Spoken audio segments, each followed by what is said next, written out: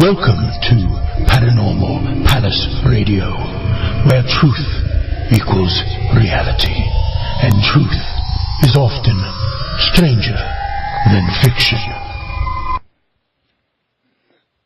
Hello everyone, welcome to Paranormal Palace Radio.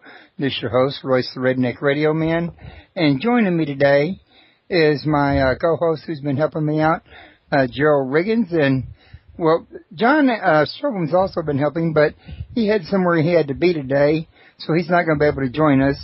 But we do have our guest, Tommy Hawksblood, which me and him have been working on a series titled The New Spiritual Movement as of a few weeks ago. And today we're doing a second installment on that.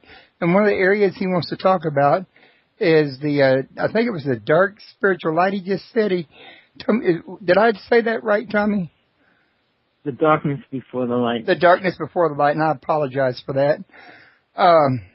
He's going to tell us a little something about this, and I wanted real quick, like before we get into that, because I got a bad habit of forgetting to do this, mention to everybody that his website's www.howtoseegod.org, and don't forget that .org is very important because there is, pardon me, folks, a .com also. That's not the same site, not the same person. And also, if y'all want to call in and ask questions, the number is 832-632-7904. And don't forget the address here is www.paranormalpalace.com. If y'all want to share that link and invite people in to join us on the chat room. The actual show address is just a little bit longer. Beyond the .com, you got to add /test-radio / and that will take you to the exact web page where the player's at, or you could have them go to the main page and then click on live radio, and that'll get them there as well. So Tommy, I'm going to let you bring us here in on where you're at with this on the darkness before the light, and get us started, and then if I have some questions I can chime in there and try to get them in. It sounds good. Well, greetings, everybody. This is Tommy Hawksblood. I'm out of Hawaii now. I grew up in Jersey most of my life, but I did travel all over the United States, doing a lot of native dancing, and I think I'm doing a lot of UFO work, too, for the past 15 years. We started to talk on the spiritual movement. We just went past 12/21, which everybody thought was going to be a big change and a different reaction to the planet. It seems like we cruised through it pretty good. I'm doing about 3 different shows, and I just found out over the past month that a lot of people have a lot of different ideas of what happened and what's happening now.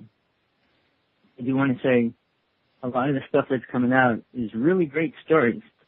If you like to listen to stories and hear fantasy stories and stuff, there's a lot of people out there telling them right now. A lot of the main speakers are talking about how we've all changed and the changes that are taking place, which is why I titled the talk for today, The Darkness Before the Light. And the darkness being where we're at and what we're living in right now. Lots of people want to say that it's a certain thing right now. As far as being a spiritual wave of this giant energy wave that's purifying everybody, making everybody spiritual, raising everybody's level of awareness and consciousness. I wish that was true. I wish that's where we're at. But after doing this whole thing today, I hope you understand that it's so far from where we're at and where we should be. All right. My journey started when I was young, very young. And I started being visited by a deity, which I didn't know who it was. I saw my first UFO. I saw my first alien. And lots of things started happening when I was young. Later today, the other part of this show that we're doing, I might get into the spiritual abuse, which is a serious part of what's happening. As far as when people say we're going into the spiritual wave, that supposed to hit everybody and change the world. I want to give you something to think about, which I kind of got into a little bit the last time. how we accept the idea that we're all going to raise to a higher consciousness. I'm asking everybody that's listening, think about that. What would that mean to you? And then when they also mention the word we're all connected, think about those two things as I go through some of the stuff we're going to talk about today, because most people relate them to the same thing, that it's this wave, and we're going to be at this spiritual joining point. For me, like I said, when I was little, I went through a lot of abuse, a lot of different things at the same time. And I was always able to step back and look at it from outside my body. Because when you're in the body, your mind's in control, and you're listening to the programs that people tell you and what your friends teach you and tell you. And it conditions it. And as you get a little older, when you get into religions and things like that, and you get more programming which the mind accepts, and you start reading, and then everything else is other people's ideas of what they think is right. So like I said, think about what spiritual awakening would be to you. And when I get into that, I say the first thing you have to talk about when you talk about spiritual, what does spiritual really mean? The average person, when I ask them, well, what's spiritual mean to you? Well, they talk about, oh, well, we're all one and we're a part of God, and we talk about peace and love. Right? Do you see that as a reflection on the planet? Do you see that as a reflection of the things that are happening? All right, most people run away from the truth. And when I say truth, right away a person will say, well, that's your truth. All right, what I'm trying to do when I speak and when I talk about things, I talk about the physical reality and spirituality when it's actually happening right now. And how do you prove that? Let me try to explain that. When I say truth, it's all the things that I experienced in my life that I have proven to myself that it's real, that does exist. All right, and that entails the way we live our life, how we act with people, and what we try to bring out into this world. If you think when you become spiritual, it gets easier, it doesn't. If the world thinks that just because we get spiritual makes everything on this planet easier, it's really just the opposite. And when I said think about what it means to you, think about what it means to planet Earth and the number of people that are on it. In a world filled with 7 billion people, supposedly going to raise to a higher level, that might be good. But imagine when other people's definition of spiritual comes free will.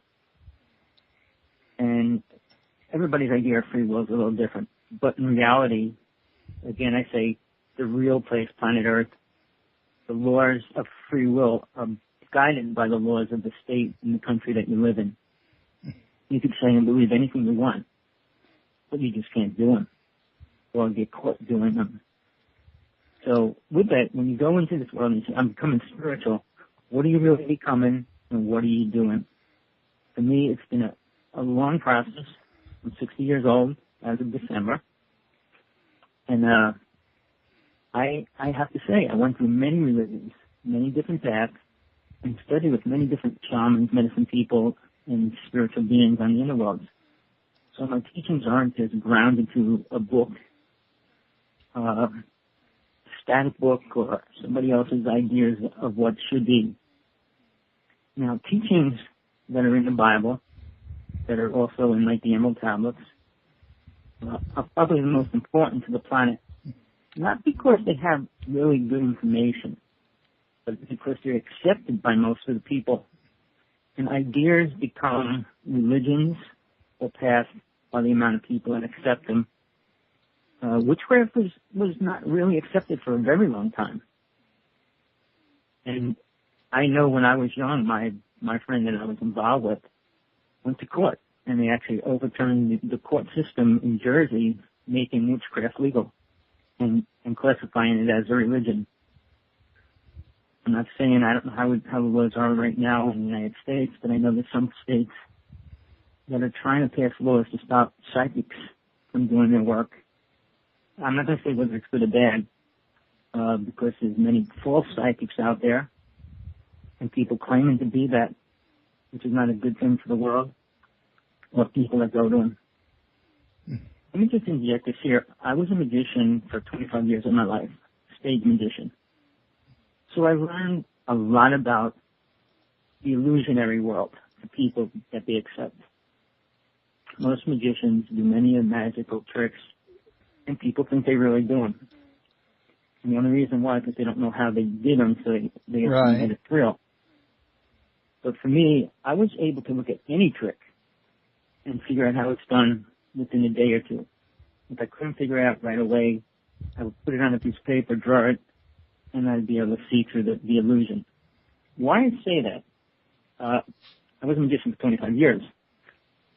I work with a lot of mentalists and psychics and all those kind of words. For me personally, I found many in the stage world, like who I learned hypnosis when I was 14. But Kreskin was considered the top magician at the time. He did hypnosis and he did mediumship, and he actually read to people, psychic readings in the show and stuff. But there's tricks to everything that he did. And when I learned by studying Houdini, who actually gave me a lot of my ideas for magic, was another person that spent the last 10 years of his life trying to prove that the psychic world really exists. Now, before I go any further, I want to say two things. I'm a realist. I live my life based on the truth that I actually experience and can prove to myself. All right, the second part of it is, okay, that's one part. But for me, spirituality is as real as it gets because I prove these experiences and I know how real they are. But I work with some of the best that I consider the best that I can prove that they were really claiming certain things that I can prove. Well, if you don't mind me interrupting here real quick, Tommy, while I was listening, a thought just came to me real quick, like when you said you're a realist, and you've said this on my show, almost every show you've been on, and I don't have a problem with that, don't get me wrong. It's just that for some odd reason, it just came to me to ask, how does a person know if they're really a realist, or is being a realist really an illusion to some degree? You know what I'm saying? All right. Well, I'm glad you asked the question, but it's real simple. A realist, which I claim to be, I live on actual facts that are happening on the planet. If you don't eat, you die. You don't breathe air, you die. You eat what you like. I mean, you deal with people, but you say the world's perfect when you see other people, other countries starving. So I base a lot of my truth on physical, actual events. I mean, most New Age people that claim to be psychic and channelers will say this wave's coming, it's affecting everybody, it's an energy field, and they talk about things that you can't prove to yourself even, and you really can't prove at all. And then again, it's very limited. Because when New Age people say everything's the way it should be and everything's perfect, maybe in their little world where they live, their car, their house, they're not taking in the whole world ever. Very few psychics talk about the truth of what's happening on the planet in the present moment. I always live in the present moment. Like the earthquakes that are happening around the world right now, the chemtrails are spraying over the planet every day. That's reality. Most people say, oh, that's nothing. You can't go into a spiritual place if you're not aware of the physical problems. Now, that's why I put up the other part of my show that I want to do is spiritual abuse. If you go against that, you can say everything's perfect. And then the word spiritual really doesn't exist.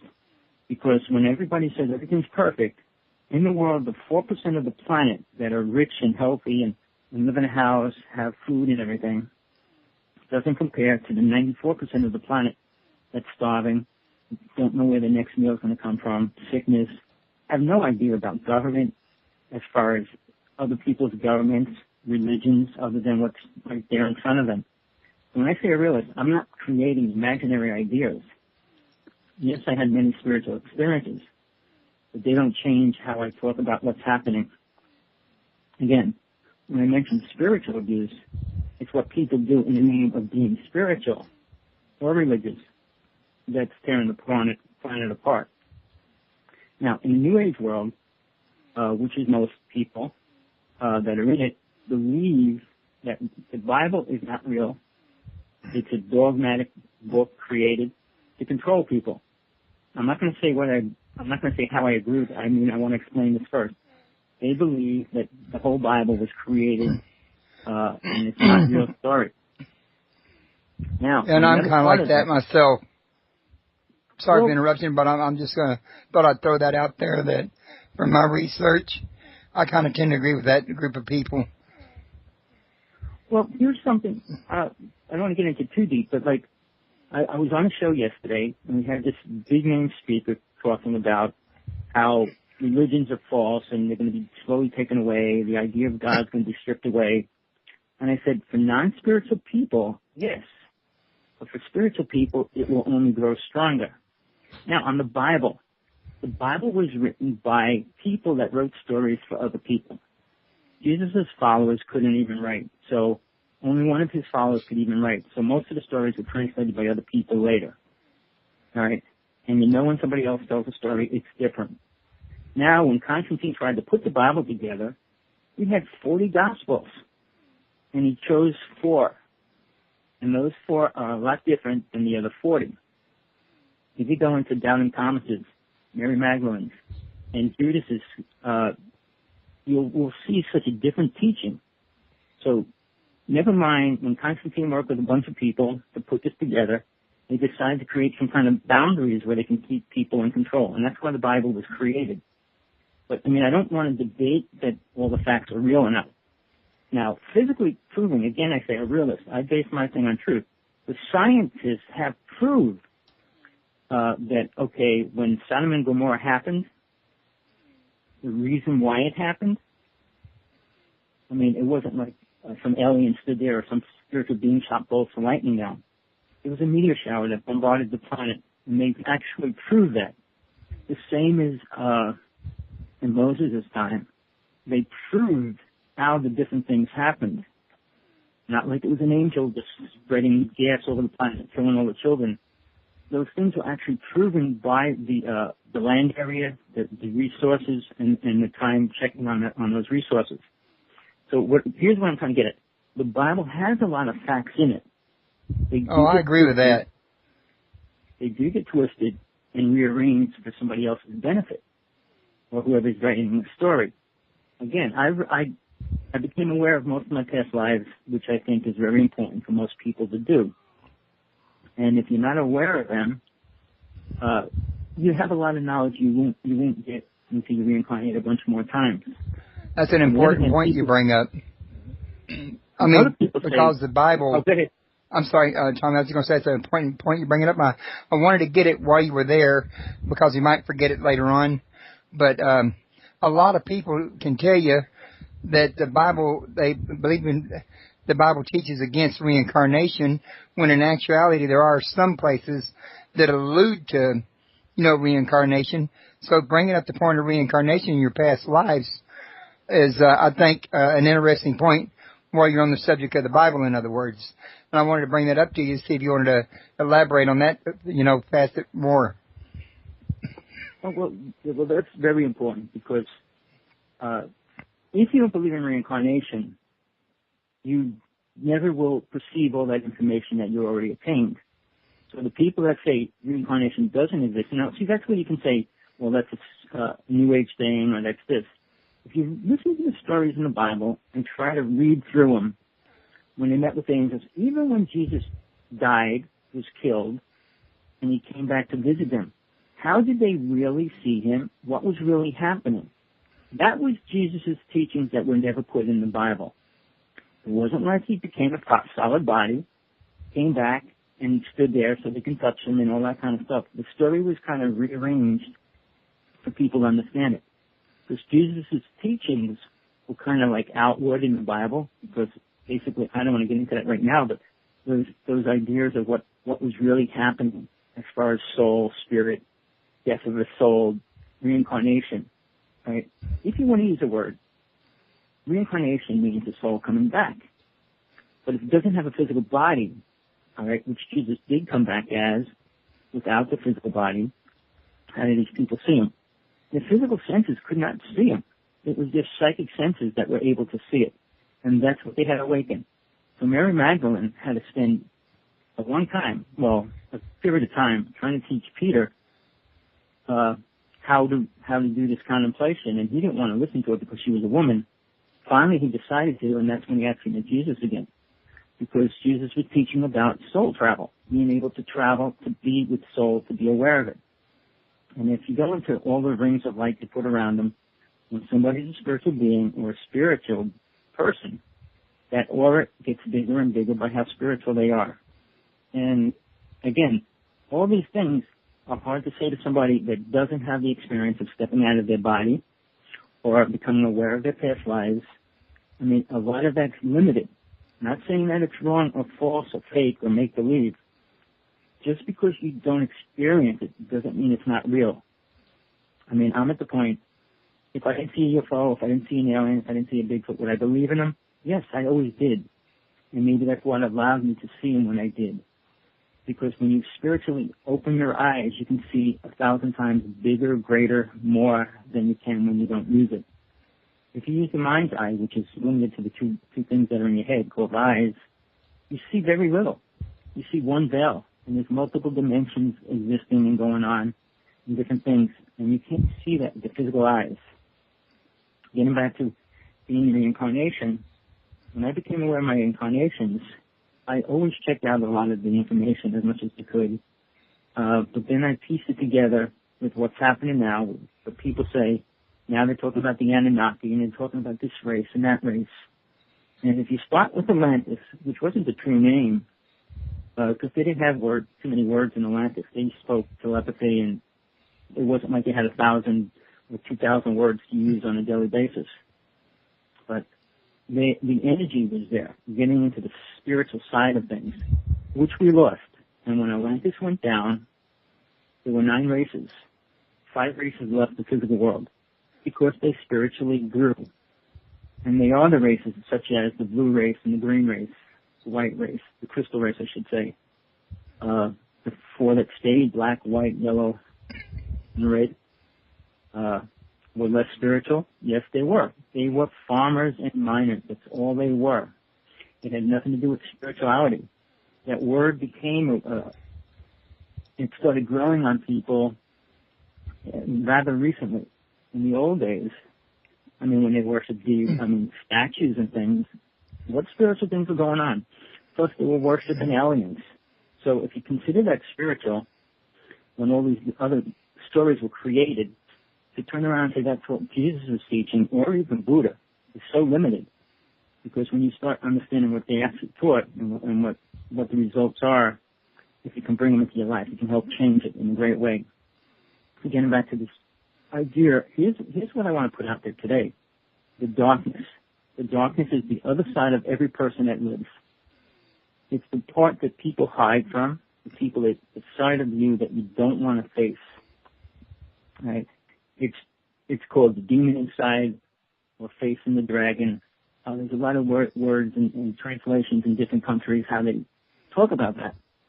But until you're ready to let go of that side of it or face it and understand it, you'll always be the effect of programmed information rather than spiritual information that you get from yourself or your spirit. Because that's what helps the mind lock in the soul into the physical body. And they are separate. That you can debate whether mind and spirit are the same or not. Because when your body dies, your brain dies. And that's what all thoughts pertain to be. But then more recent research proves there's a crystal inside the brain. And that crystal holds all your knowledge. And if you want to go to, I'm not sure if it was Easter Island, when it had all these skeletons, and all the skulls were cut with circular holes in the top of them, and I think there's 124 skeletons. Why that happened is this race came down and took all the crystals out of all those beings, people, for their knowledge. I can't prove that to you. Again, like I said, the skeletons were found. They had their skulls cut in a complete circle on the top. And in the time frame that it happened, they didn't have tools like that. And why would they do that? And all these skeletons were in different kind of positions. It's not like they were all flat or laying this way. They were all sitting in different kind of positions, and their skulls were cut, and they don't know what happened, but that's what they assumed happened. So, now, what's that have to do with right now? Not much. The past is the past, but we easily learn from the past, which we don't. In general, mankind has been a warring creature since they were put here. And why is that? Because the two races that pretend to be God to them gave them a lot of programs in their mind to work with. And as we get through this idea of darkness, in the Bible days, when they start talking about demons, or even in the older times, in the Hindu scripts and stuff, they talk about the deities. There was good deities and bad deities. All right. And now in the newest time frame, just 2,000 years, it became angels. So people want to see everything spiritual as looking like a human, like a person. They justify Jesus as God because he looks human, and they say in his image. Man wrote that. God didn't. God can't say that we're in its image. It wouldn't, because we're not. If we think we look like God, or we have the ability of God, we're really in a delusion. Right? The darkness, which I want to get into, is what's affecting the planet in the present moment. And that's why I say spiritual abuse. What things are really happening to us and the people around us. People believe in angels. People don't believe in the demon or the devil. People believe in spiritual, but they don't believe in the darkness.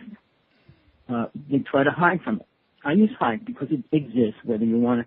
I mean, in the physical world, we have a lot of balances going on with light and dark and good and bad, but they do exist. There's two sides of everything. You can pretend that there isn't, that there's only the right, and whatever happens is right. You can accept that. But if everybody sat there and said everything's the way it's supposed to be and didn't eat, how far would it go? If everybody ate rat poison, how far would it go? We have to be realistic that there's something bad and good going on in every action we create and do. And then the next thing is, how do we act upon that? And what are we willing to step forward from there? All right, in my time frame, I said I got involved with hypnosis when I was young. I started with group hypnosis because that's what Kreskin was doing. But I met an Tommy hypnotist, and he worked with me when I was about 16, and I was teaching him magic, and he was teaching me techniques for working with hypnosis. And he proved something that the whole hypnosis board accepts that they accept our lives, which are not real. There's a lot of people claiming a lot of things about hypnosis. Now, they do go against your spirit, because you can get somebody to do whatever you want if you hypnotize them right, which they say that you can't do. They also say you can't be hypnotized if you don't want to be. Also another lie. All right. And I said, I worked with an hypnotist. He was proving that in the mid-60s.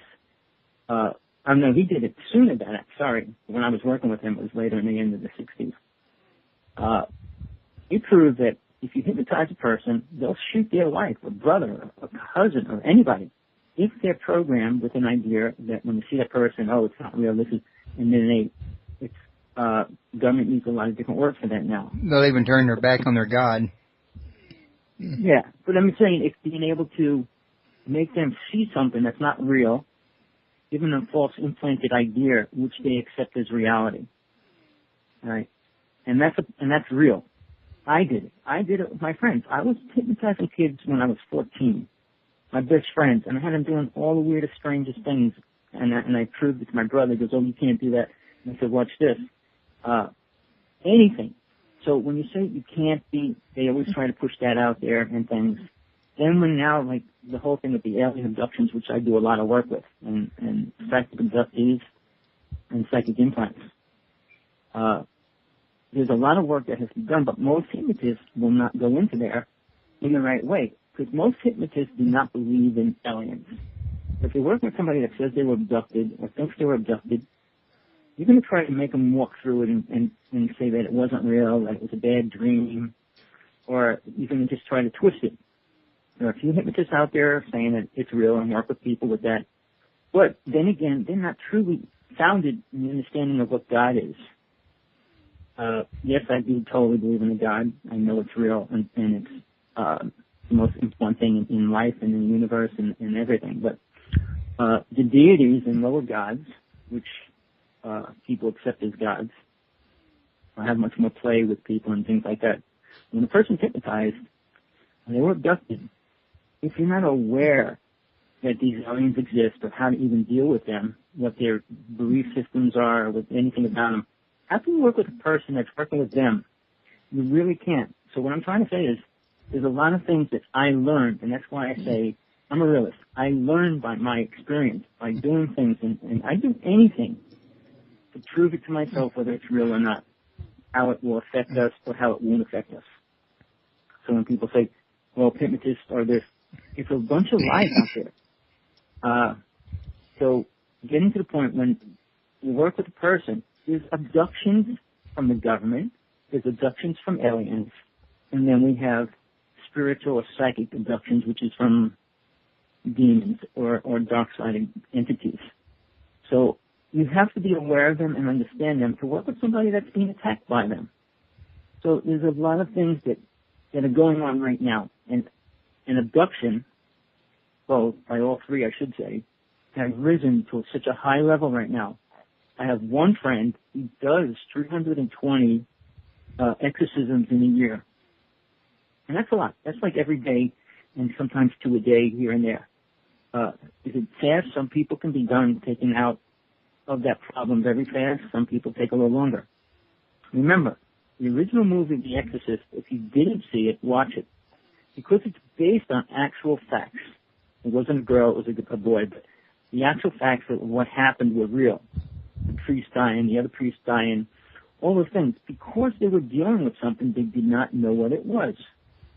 If you believe in the Bible and you don't understand God or spirit, it's still a book. It has no truth to you. So if you're going to try to go out there and do exorcisms or get involved with that, how can you deal with it? You're just reading what somebody says, and it doesn't get into detail and things like that very much in the Bible. So even the Pope right now, as of this moment, is hiring people to do exorcisms for him. All right? And it's very little known, but I know a few people that do, that are being kind of directed through the Pope to do these things. Because, again, Pope has, and this might bother a lot of people, how much do you think the Pope knows about God that you don't, or anybody else? Most That's a good question. Very few people have any real awareness of what God truly is. Most people have an idea of what they want God to be, or what they don't want it to be. All right? And that's a limitation to what God truly is. When people in the New Age world say we're all one, what are they all one with? Each other? Everybody on this planet thinks different, acts different. What are you one with? Then if you want to become one, what are you going to agree with all these people on this planet? What idea can 7 billion people accept and say, well, that's what we want? World peace, world love? Well, world peace might be a good thing, but world love? I mean, it's being twisted and abused every day, and it's getting worse on a yearly basis now. With polyism and multiple sex being accepted, and different kinds of sexual acts are accepted, and all those kind of things. So are we moving spiritually? People say yes, and I say, are you looking at the facts? Are you dealing with what's happening in reality, meaning this present moment on this planet? Are you looking at the abuse going on to children and women? Are you aware of people starving around the planet?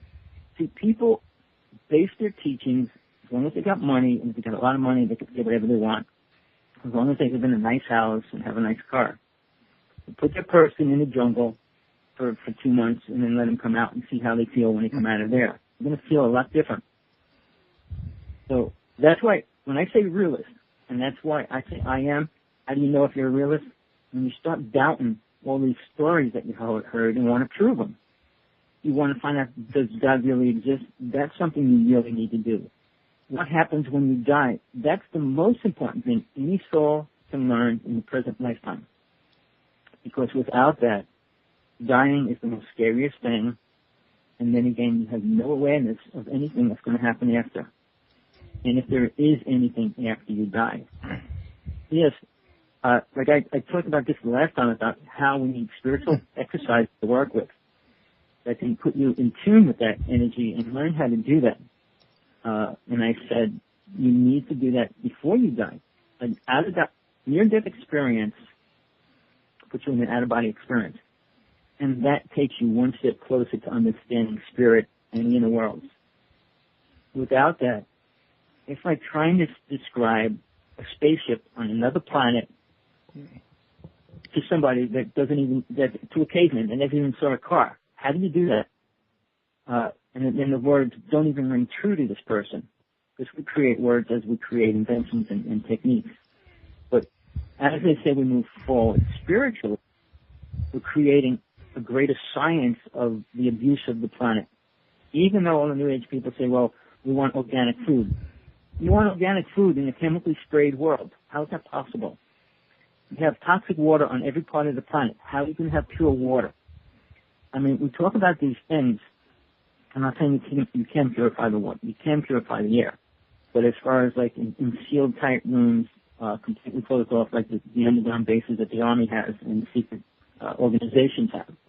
So yeah, that's one way. But in reality, you're living in a house and you have a giant field in the back of your house. It's being sprayed with chemicals. So to say we have pure food, organic food. Here's something I only learned recently. Milk alone, if it can last more than 4 days, milk can't last more than 4 days, all right, whether you keep it refrigerated or not. If it does, it's exposed to radiation. Now, this has been passed 25 years ago, even longer. You're allowed to expose milk to radiation to a certain level and you don't have to label that. As long as it's over a certain amount, it's not considered dangerous. So when you see milk that says it's good for 30 days, something is totally wrong. When you get milk in a container that says good for 3 months, something's totally wrong. All right. So New Age people talk about health when they refuse to look at the facts that there's no such thing as healthy food. The dirt on the planet has lost its enzymes that actually make it feed plants when it grows in the dirt.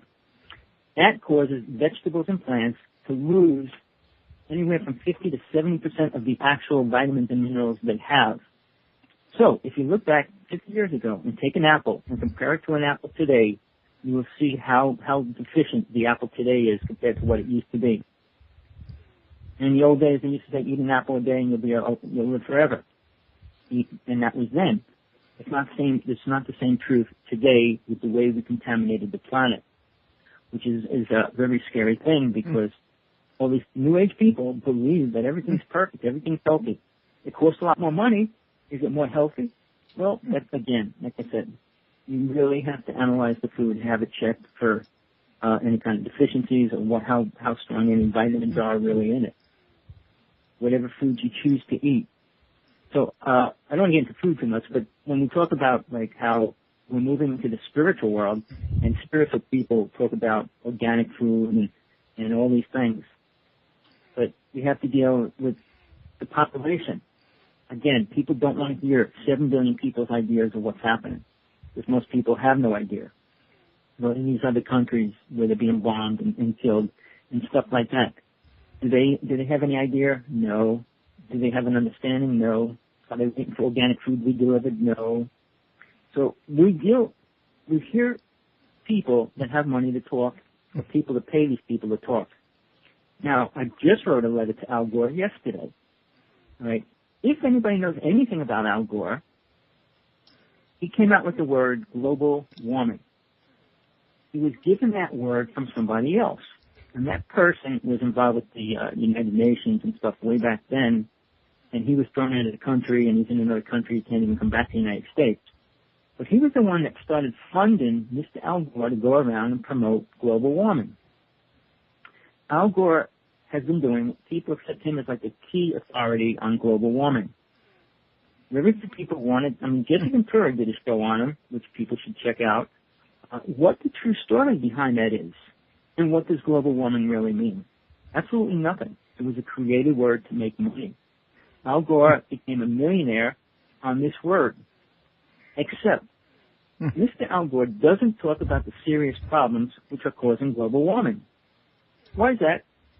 When it came out with the antifreeze in the car was the danger zone for a planet, that it was destroying our ozone and everything, so they resold us more expensive antifreeze. The same company created the new one just to charge more money for it. It was a game. Freon doesn't rise into the atmosphere like they said it did. I mean, all these stories about that. Well, we're losing our ozone because of cars. Well, that's one problem.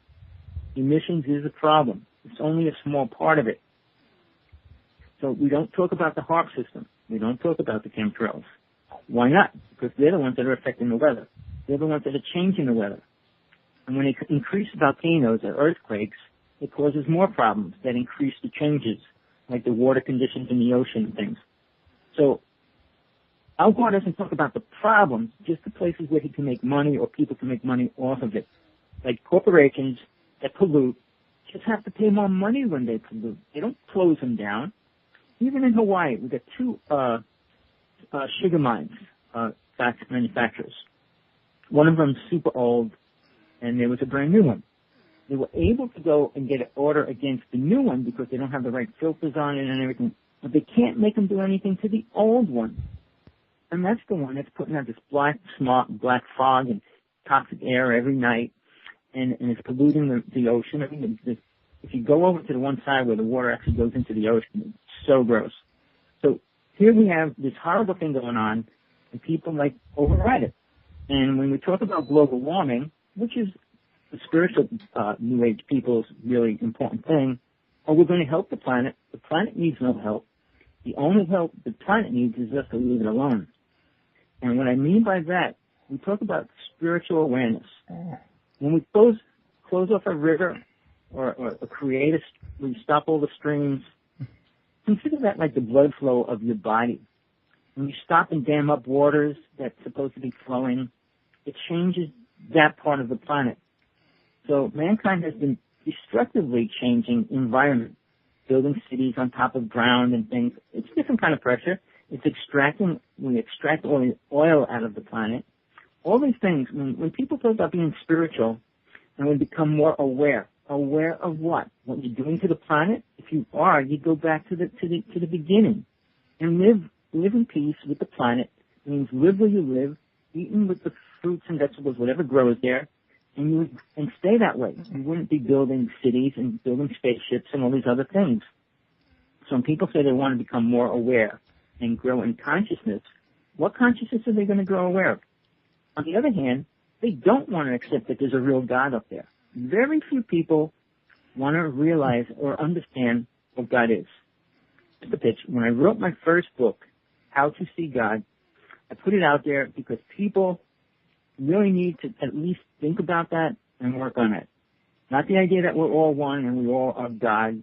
And now the New Age people classify God as source. Oh, the source of energy. It's not an energy. It's not just energy. Everything's energy. So are you just saying, oh yeah, I'm energy too? But do you have an awareness? Do you have a consciousness? Do you have a soul? A rock doesn't have a soul. Whether people want to accept that or not. A tree, it grows, it dies. The trees live a long time usually. But in general, we're talking about soul, which makes us separate from all other things. And that soul has an awareness that all those other things don't. An animal doesn't have any awareness of reincarnating and all those aspects or understanding gods and things. All it knows is how to eat, how to have sex and produce. In general, most animals don't have sex for fun. And they do it only a few times a year. So are they as abnormal as the human race? I don't think so. I think they're better off because mankind has deteriorated to sexual ideas and creating this world of sex. That's the only thing that matters. And it's the only thing that has mattered for probably the past 30,000 years. Now, to clarify on that, if you don't mind, Tommy, are you talking about like sexual behavior as a sin, or are you referring to making it a priority, being a thing that distracts you away from the main goal? Well, it's really both, because sex is what's on guys' mind like every minute. Thoughts flash and ideas. All right. The actual sexual act is usually based on having the sexual act, not on creating a child or just being what would be the right word, but being in love with a person and experiencing the aspect of just touching each other.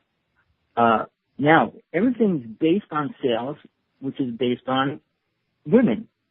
sex objects, sexual objects being implanted in everything you see, even if it's food, a car. There's always a woman implanted, a beautiful woman, and it's the ideas that are implanted in man, which they allow because they like it or they want it.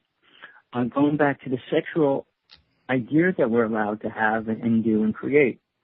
Yes, some countries are allowed to have Tibet. I mean, other countries, they have different laws and rules on marriages, how many women they can have or how many husbands they can have.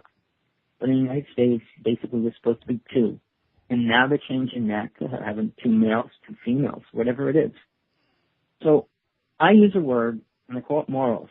We have lost 90% of all our morals in society. Morals that kept us from doing perverted things on TV and saying perverted things and showing perverted things all the time.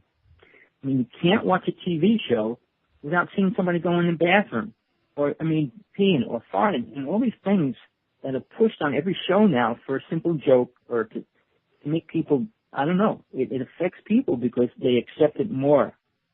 I mean, if you were sitting at a dinner table and 2 people did something, it would upset everybody.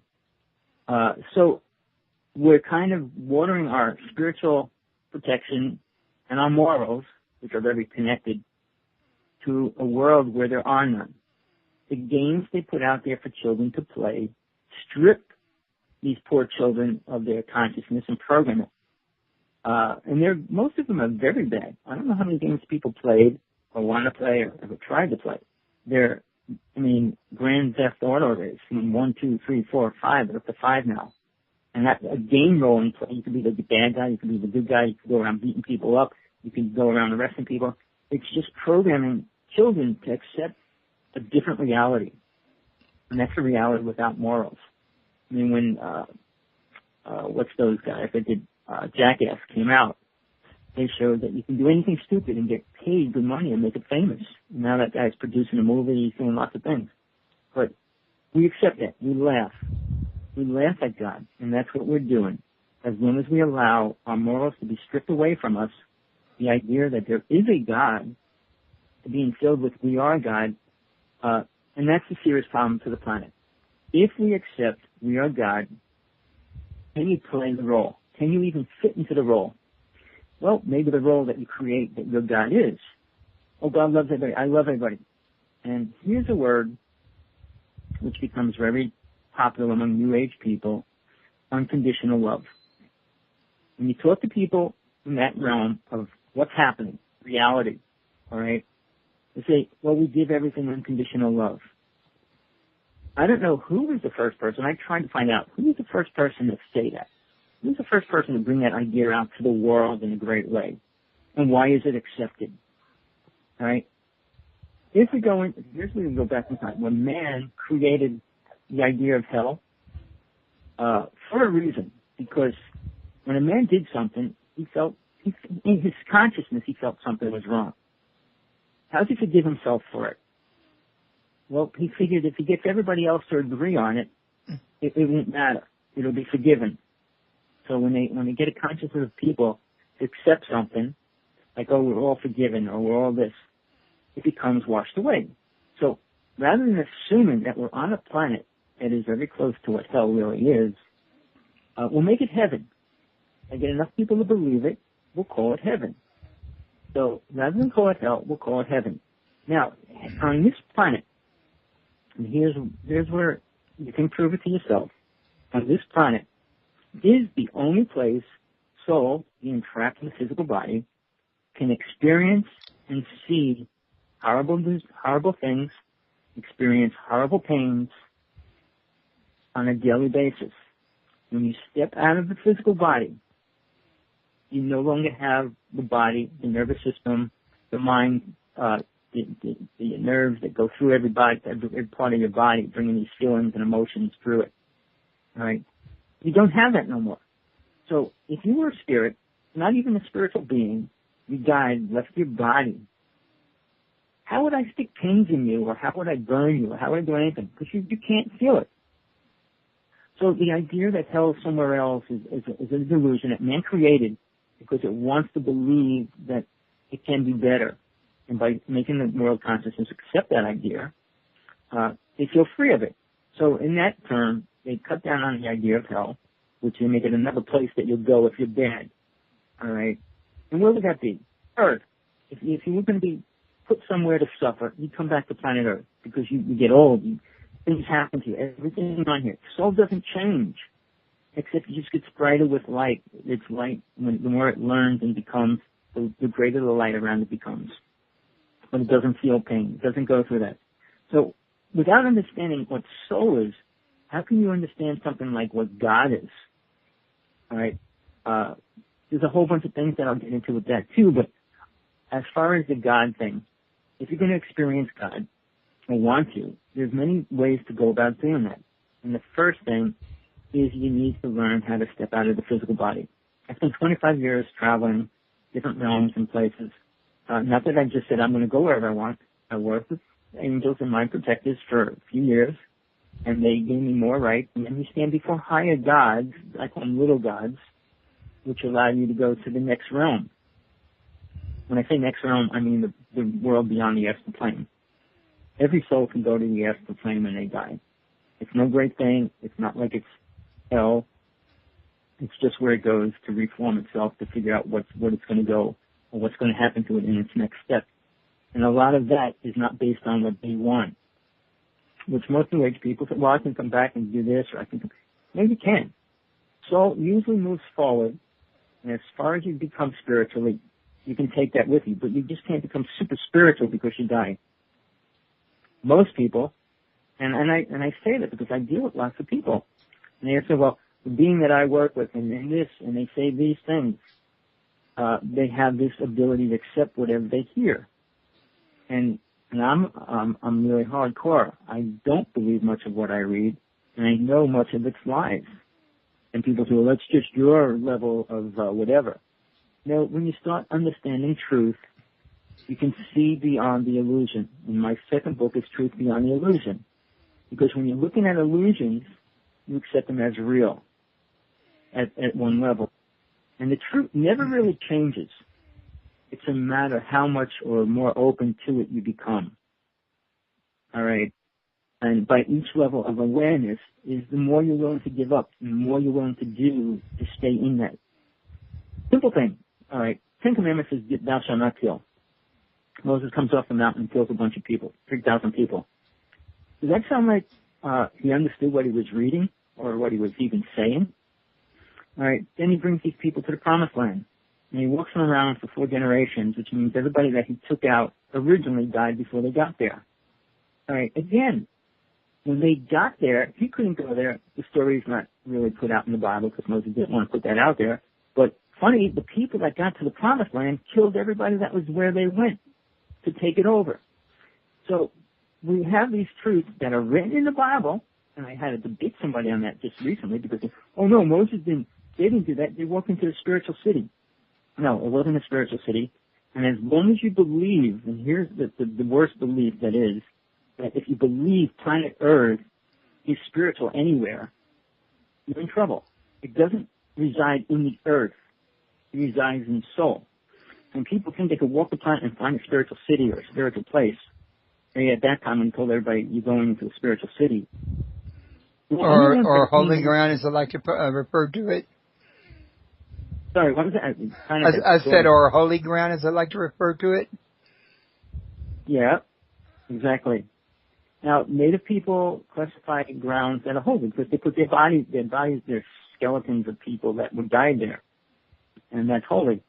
But if you hold those spirits there, it's not holy. It's a prison. Those spirits need to be released, and I could go into whole stories about that where I do my UFO work. It was a native burial ground. And a bunch of elders come from all over the United States to come there to do healings, which I already freed all the spirits, and when they got there, they realized that. But as far as holy ground, there's really nothing more holy. You've got vortexes on the planet. Inside these vortexes is multiple energy waves. When I was dealing with the Wanacue, the vortex that we were playing in was called the Wanacue vortex. Basically, it's where the whole Montauk Project came out of, Philadelphia experiment came out of. So yeah, it is probably the most hardcore vortexes on the planet. I mean, there's some vortexes in Sedona, there's some in Tibet, there's some in different places. But what happens when you go into these vortexes? one that I played in, I saw multiple creatures and beings and weird things. And we brought few people there because most people were not ready to deal with that. All right. We were taking pictures of anything from 4 or 5 foot mushrooms, fish flying through the air, invisible creatures that we got their footprint when it crashed into the ground. I mean, we shot every kind of weird thing that was possible or totally impossible. So a vortex is something different than sacred ground. Sacred ground would be a place where you agree is sacred for the idea that we have to protect those people that go there. But is it really sacred? We don't know what sacred means because all things are sacred if we look at it from a real viewpoint rather than a program viewpoint. In the United States, we consider the United States more spiritual than other countries, which we bomb and blow up children in villages and towns. So how do we justify those words? That's where it all fits into spiritual abuse. Doing things in the name of God or spirit, which are really against what it truly means. So, question, I mean, it's on the hour. Do you want to have any questions? Do you want to bring anything out fast or talk about? Actually, before we do, let's ask Jerell if he has any questions he'd like to throw in there.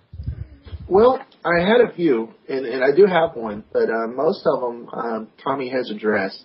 Tommy, one of the questions I do have is, I'm physically disabled, and I'm interested in a lot of what you were talking about out-of-body experiences. In your book, it covers some of the or more difficult for someone with a physical disability to achieve that? Oh, well, no, I'm glad you asked that. No, as long as you are aware of being alive, you can do it. If you ever want to call me directly or work with me, I'll work with you directly. I will go into, I think I was going to kind of do that today, but I really don't feel I want to right now, but go into some ways, the techniques to work with, and how you need to go about doing that. Like I said, you stay in touch with yes, you can, and it's beneficial if you try and start working on that right away. Right. That can only help you open up the spirit and understand it greatly. Like I said, these people that talk about being spiritual out there doing mainstream, and I challenge a lot of people. I sent letters to Barbara Max Hubbard and you name it. They all talk about Ed Casey, Zachariah Sitchin as like their gods, but in reality, there's only one God, and that's within you that you can relate to and learn to understand. And that's what people need to do. They can't look for it outside of themselves. And they're not going to find it in another world or another universe or another galaxy, whatever words you want to use. And until a person really decides to look at themselves, I mean, even a simple technique like looking in a mirror and just staring at yourself for 10 minutes and just block out all thoughts and just look into your eyes. You'll have an experience because you're looking at something and then you're looking beyond that body you're staring at. What's inside? What's really inside? What's making you think? What is all that stuff? So we have to be aware of what most New Age people don't want to look at. All right? The reality of what's happening to the planet, what mankind has been doing to children and women for forever, and how are we really going to change that? Waiting for a wave of energy to change you is like saying, I'm waiting for God to come down and tell me what to do. I mean, God gave you freedom and a planet to play with. And we're playing with it, but we're not doing anything beneficial here. So it's sad to hear how all these New Age people claim, and I use the word New Age, it's religionists too. Here, let me just say this. Religion and spirituality and New Age are all one. They're really not separated. Just that each one of them looks at the other part of that as a part that's wrong. Like New Age look at the Bible and religious people as wrong. Religion 5 years. No matter what diet they go on, no matter what they believe in, or whatever they do, they're going to die when they're 125. Moses only lived that long. So when we talk about, there's a few people on this planet that are 120, 119, but they're ready to go. They're on that boat, ready to leave. But I'm surprised that anybody would want to stay here that long. if you decide to live till you're 125, you would see a lot of your children die, your family die. If that's something that makes you feel good, fine. I'm not at a place to enjoy things like that or get satisfaction out of seeing it. I mean, you want to see your children grow old, but you don't want to see them die. So when we talk about this New Age food and everything else to live longer, look, here's something that I learned. Your body is the effect of your spiritual truth. I mean, why is the 90% of the, not 90, I wouldn't say a percentage, why is a large percent of the planet so overweight? Because their mind has lost reality. They can't control what's going on in their body no more, and food is really destroying it. Not saying that the government's responsible by putting chemicals in everything you eat, which is part of it. But then again, when we were little, and here's something that people don't relate to, they're saying sugar's the most dangerous. I learned that it is for your teeth, but not for your body. All right? The synthetic sugars they're putting in everything is 10,000 times more dangerous to the human body. Quick thought. Go back to when you were a child, if you were old enough to go back that old. When you were a little kid, and you drank Coca-Cola, and you had a hamburger, you had French fries, and then the next day you had pizza, which is Coca-Cola or Pepsi, whatever. Children, when I was a little kid, there was only one heavy person in my whole school. One. And everybody knew it. I mean, we don't look at that. Why is that? Why were they healthy? When we were little, we didn't have a lot of sicknesses. We got the ones that were brought to us, like the mumps and the chicken pox. But we didn't have these sicknesses that all children are getting. And it's going to escalate by next year and year after by the sounds and ways that they're putting out the heart system, cell phones, and everything else. But people don't look at things in reality. Again, I'm a realist. These are things that I know that were fact when I was little. All my friends were never sick. I mean, if you wanted to get out of school, you said, oh, I have a stomach ache. But how many people really had serious problems? I did, but that's beside the point. I challenged God and got rid of it. But we have to realize the ideas that were programmed into consciousness. I had a lot of sexual abuse when I was young in so many different levels. Was it accepted? No, but it wasn't also brought out to the public either. I mean, the priests were doing their things in church with little kids, and all those things were going on around us all the time, and nobody would do anything. And even now, the Pope's freeing and trying to keep these a lot of these other popes and people out of jail and going to jail and prison and stuff because of their sexual things that they do. We justify it, and that's, again, morals is directly what spiritual means in the physical world. Without morals, you do not move forward spiritually. And if you believe that, I'll go into why I said what spirituality and the way that's coming, that's not really happening. These people are dealing with, and here's a double deteriorate, I can't think of the right word, but it actually goes against itself.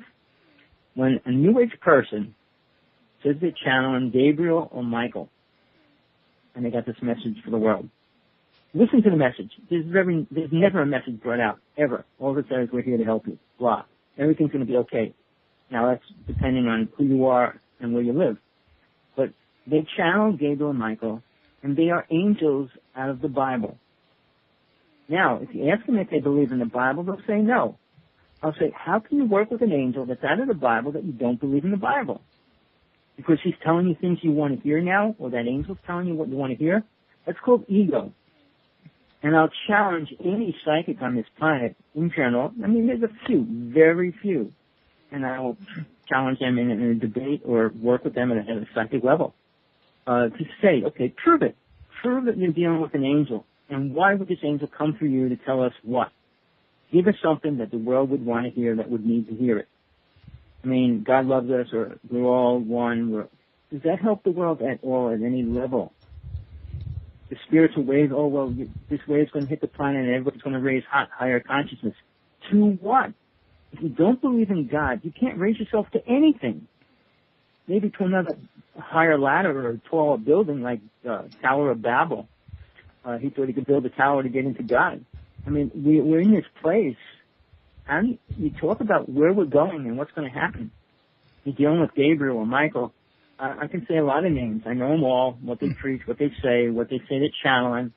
I mean, it all started with J.J. Knight, up to now, who's really big out there in mainstream Bashar. They talk about these beings they work with and stuff. If you want to believe in a being, that's fine. If you want to believe in some weird creature, that's fine. But when you turn around and say, well, it's spiritual and it's this, that, and the other thing, you're cutting off the fact that morals exist. You think you can do anything you want, you're living outside of morals. Again, the Ten Commandments, no matter how they got to this planet, whoever wrote them, whoever brought them down here, wherever they came from, it was just a system to keep the earth in a structured, balanced way. Not to make it worse, not to hurt people. And it doesn't. I mean, the Hasidic Jewish people have 600 laws, and they're all twisted, but I won't get into that because they can't even live by 10. If we could live by the 10 Commandments, all right, the world would be incredible. And even the statement, honor thy father and mother, would be good if you put the real part two to it. Means that father and mother have to honor thy child. And then you got a perfect relationship in the family. Without that, you got zero. When people say, oh, the Ten Commandments were outdated. Outdated to what? To your new belief in the new God you created? I mean, that's why God said, have no other God before you, because we created him and we accept whatever we want to be from that God that we created. And something really funny for people, pull up on how to create a religion. And it's really cool. You should read that, and it's real. If you want to create a religion, you've got to create an incredible God with incredible powers that nobody can ever recognize or get in touch with. And then they can't disprove you. Just for instance, J.J. Knight went to court a while ago. She won in court that she channels Ramtha, who is her spiritual being, guy, whatever. Somebody else used the name, and she went to court over it, and he lost. Because in court they justified, well, she claimed that. You can't, hello? You can't claim spirit.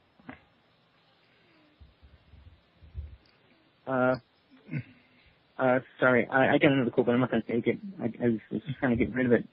You kind of got distracted a little bit there, Tommy? Well, no, it's beeping in my ear. I'm on my phone, and it's calling in. It's from the other radio show, but, are you supposed to do another show after you leave this one?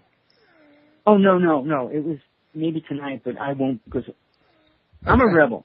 And that's why I'm saying I'm a realist. I don't go by everybody else's laws or rules. I go by my truth, what I can prove is true and real. If I know there's a God, I have to believe it and live that life of that aspect. I can't just say, well, I make believe that there's a God. No, there is a God. Okay. But what I'm saying is, this group, I mean, they have a radio show, which is on tonight again. It was on last night. They have an incredible speaker going into these great stories. But none of them are provable. And they're so outrageous. Do we want to accept it? And why would we want to accept it? Well, let me ask you this. Are they presenting this as opinion or as fact? Well, no, this person's going on fact. He was working with a couple different races. He was working for the government, the whole thing.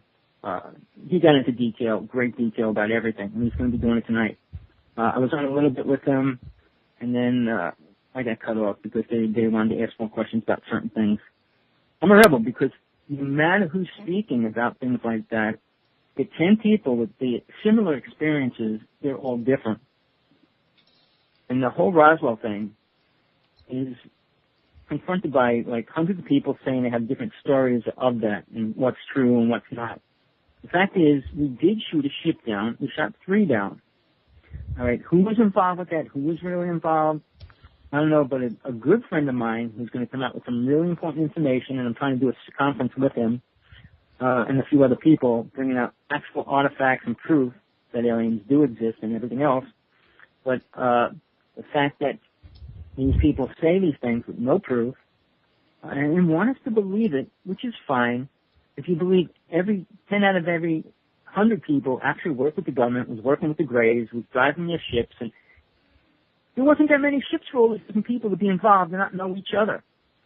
Basagio, who's a time traveler with somebody else, Warner, Weber, They got this great story going on together now. I mean, these stories of time travel and being here and going, it's all great. The whole Montauk Project, I was really close to Al Bielek, Preston Nichols. When that was going on, I got involved with it myself. So I know the real parts that I proved to myself that were real, like the vortex. And they didn't deal much with that. They talked about the chair and all those kind of things, but they didn't really get into the actual situation of where it goes and how it gets out of here and all those things. So yeah, I'm a rebel. I proved so many things that most people would not want to prove. I was 2 feet from a Bigfoot.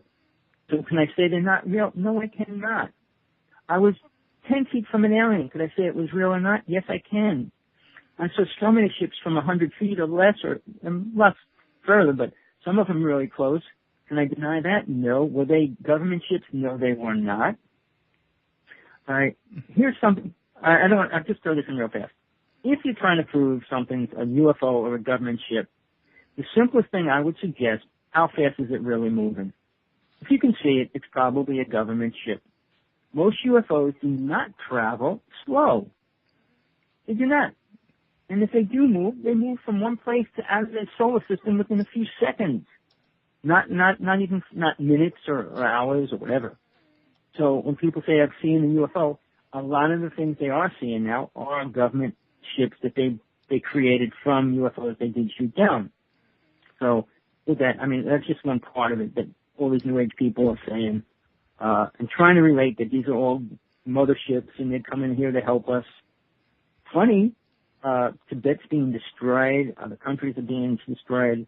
So when do these people actually step in to get involved? Or when we ask them to, how many people have to ask them to get involved? It's sad the way mankind has been programmed their thinking and their consciousness to accept ideas that don't relate to a spiritual reality or even to the morals that we should be living by. So I'm sorry I went off a little, but I just figured I'd throw all that in. Getting back to personal spiritual exercises, yes, we all need to do one every day, and we need to learn what soul is. It's the first step in growth. Understanding what you truly are can take you from the first step to many steps down the road. So when you have your first experience, at that point, you will understand what soul truly is. It won't be an idea no more, or a belief. A belief in a Bible, a book, or anything, a teaching, is a belief until you prove it to yourself, and then it becomes a reality. And that's where I base my word on realist, because I based it on actual reality that I experienced, not the books and stories that I heard. And most people that talk mainstream have one experience in their life. I had 4 death experiences in mine. I spent 25 years traveling out of my body. When somebody writes a book on a near-death experience, it's suddenly they know everything. They know one experience. I have them all the time. I've been pouring out of that because I've been dealing with the physical world trying to get the truth out now. I've spent 25 years in different realms and levels with different kinds of beings and places. Like every single one of them is a billion times better than planet Earth. So why am I still here? Because I have to finish out my little bit of karma that I got to deal with right now. But I can leave it anytime I want, because I kind of came to the end of it.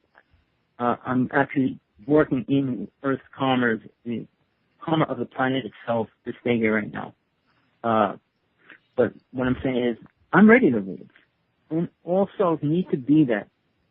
Here's something out of the Bible, which is, most people don't understand what he said when he said it. Those who hold on to life will lose it, and he who gives it up will have eternal life. All right? And what he meant, we're dead. This is the walking dead on this planet. This is hell. I know people don't like to hear that word or say that. This is where we're in the lowest we can be. So what do we want to make it spiritual? We can't. This is created for a reason.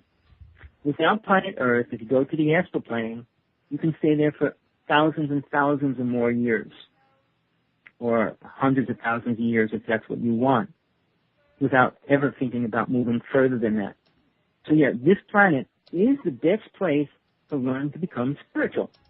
You're not dealing with crystal cities and all these beautiful things and the lights of light bodies and stuff like that. No, we're hardcore. We're looking at people that have been bloody and hurt and beat up and all these horrible things. So is that heaven? if you want to perceive heaven has that on it, stay here. And that's what Jesus meant. As long as we're dead, we'll stay here until we're willing to let go of the physical body, which is the only way you can go through ascension. And that word has been so abused over the past 10 years to a place where like everybody can go, and everybody's going to go into ascension and do that. There's a few beings that did it. Jesus was one of them. Buddha actually went, and he was talking about the bliss state, a different place in the inner world, in the lower realms of God. But basically, there are different aspects, and they do not teach the same thing. And if you go back to the Hindu religions and they were doing with these deities, they weren't teaching much of that at all. If you know much about the gods then, it was all about sex. And how spiritual is that? Not very. But then again, if you turn around and call that being your God, obviously you can't go much further than God. If you believe that's a God, you don't go further than it. And I learned that when you start traveling, there's multiple worlds or dimensions or realms, whatever word you like. The astral plane is very similar to planet Earth, except you don't eat if you don't want. You can fly around if you want. It sounds a lot better, and it probably is in certain ways. But as far as trying to move on, there's not much there to give you that spunk to move into a higher realm. And you're not seeing it because you're dealing with souls that are stuck there or whatever. When you go past the mental plane, the mind, when you drop mind and you let go of the ego and stuff, and you travel into the higher realms. The higher realms are the lower realms, which means before soul actually separates from itself. You're in these worlds where you see these beings in these crystal cities and everything's incredible. But you don't get to that world without going past a God, a little God. Every realm has a little God. And those gods keep souls from going from one world into the other. Like saying, take the worst alien and put him into the higher worlds of God. He would destroy it. So it can't happen, and it's not allowed to happen. So yeah, there's a hierarchy, there's rules, and people hate the word rules. And as long as they hate the word rules, they also hate the word truth. So if they disrespect both of those words, they're going to live on planet Earth in the illusion they're in the ultimate bliss, heaven here and now. All right, it's wishful thinking. As far as the physical body, it's not in heaven. The body does so many disgusting things. How can you say that's a spiritual body? It isn't. So we've been programmed at so many levels in this New Age movement, the spiritual movement that's happening. It's stripping us of an awareness of a God and filling it with the illusion of aliens and ego. The ego being that we are God. And I said, show me one person, any person on this planet that could raise a car and make it, throw it up into space. Really. And they can't do it with a car. Never mind do it with universes and stuff. So how can one person claim to be God? Well, I can heal people. What are you healing people of? I guess I'll get into that. I don't know how much we talked about the last time. We did a little bit, but not a heck of a whole lot. Well, I've been dealing with a lot of the psychic healers and psychics in over 25 years. I mean, I dealt with a really incredible woman when I was young. I proved everything that she said and did is real. But most of the ones that are coming here now, I can tell you what's happening. When a person is sick and they feel like they're not getting much help from their doctor or their medicine, they might think about going to a psychic or a channel or a medium, whatever words you want. At that point, they're really giving up hope on themselves and they're looking for outside help. Now we have Joe Schmo out there saying, I can heal anybody, just give me $300. Well, $300, I'll go pay him and I'll get healed. They're believing in something that's not real in reality. So what happens is when they meet this person and they talk about getting a healing, and this person does his thing or whatever, and they go, oh, I feel good. What is happening during that moment? That person is giving up all his energy, and he's allowing the other person to use it. And the other person's just giving it back to them. All right? When that happens, it's a temporary healing. It'll last for a while, a year, 2 years, 5 years. but it doesn't clear the problem for the sickness. All sickness in this world is from karma. Karma we create, karma we created in this lifetime, or karma we created in many other lifetimes. All right. So when you're healing, you've got to heal that. All right. Which is the first thing that we need to work on, cleaning our karma so we can actually leave and not have to come back. All right. When you get sick, your body's paying karma. So if you think somebody can you pay somebody else to take it away, that's still like saying, I'm going to pay my way into heaven. No rich person can do that. And Jesus, personally, believing in him or not, did say many times, it is easier for a camel to go through an eye of a needle than a rich person is to go into heaven. And it still stands true to today. Because if you think you can buy your way into heaven, or pay somebody to get you into heaven, and pay somebody to heal you, it's still in the delusion of this world and programmed ideas. A healer has no real power over somebody else unless it's given to them. Otherwise, they would be an entity or a demon. If you feel you can change the world and make everybody else believe what you want, that's called witchcraft, voodoo. It's called power, control. Spiritual growth happens from each soul attaining what they want to attain. And that's what free will is all about. Being on planet Earth is a free will if you decide to think that this is so important. As long as you place your attention on a rock, a stone, a tree, that's what you're going to focus on. If you focus on God itself, always you go to the highest level. Always. If you follow beings and creatures, yeah, you're going to learn something. Might not be beneficial really for you or your level of awareness, but they will make you believe that. So yeah, I'm a rebel about all alien races coming here and making us spiritual. Now, if you're aware, they found just last week the biggest object in the universe, and they said it can't exist.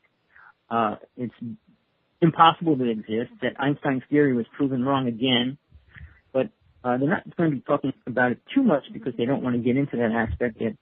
Everything that we know was disproven by that, including the Big Bang Theory and the black hole and all those kind of things.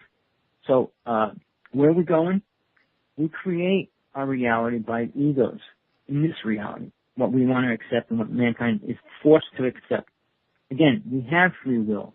We can search for spiritual truth. And you're not going to find it when you pay $100 or $2,000 to go to a workshop. They will make you feel good. Feeling good is called the bliss state, especially when you step out of the body and step into it. Buddha taught that. That's what his whole teaching was about. And that's the starting point when you step into the bliss state because you let go of the mind. All right? But you can stay in that space forever without awareness, and you step into bliss.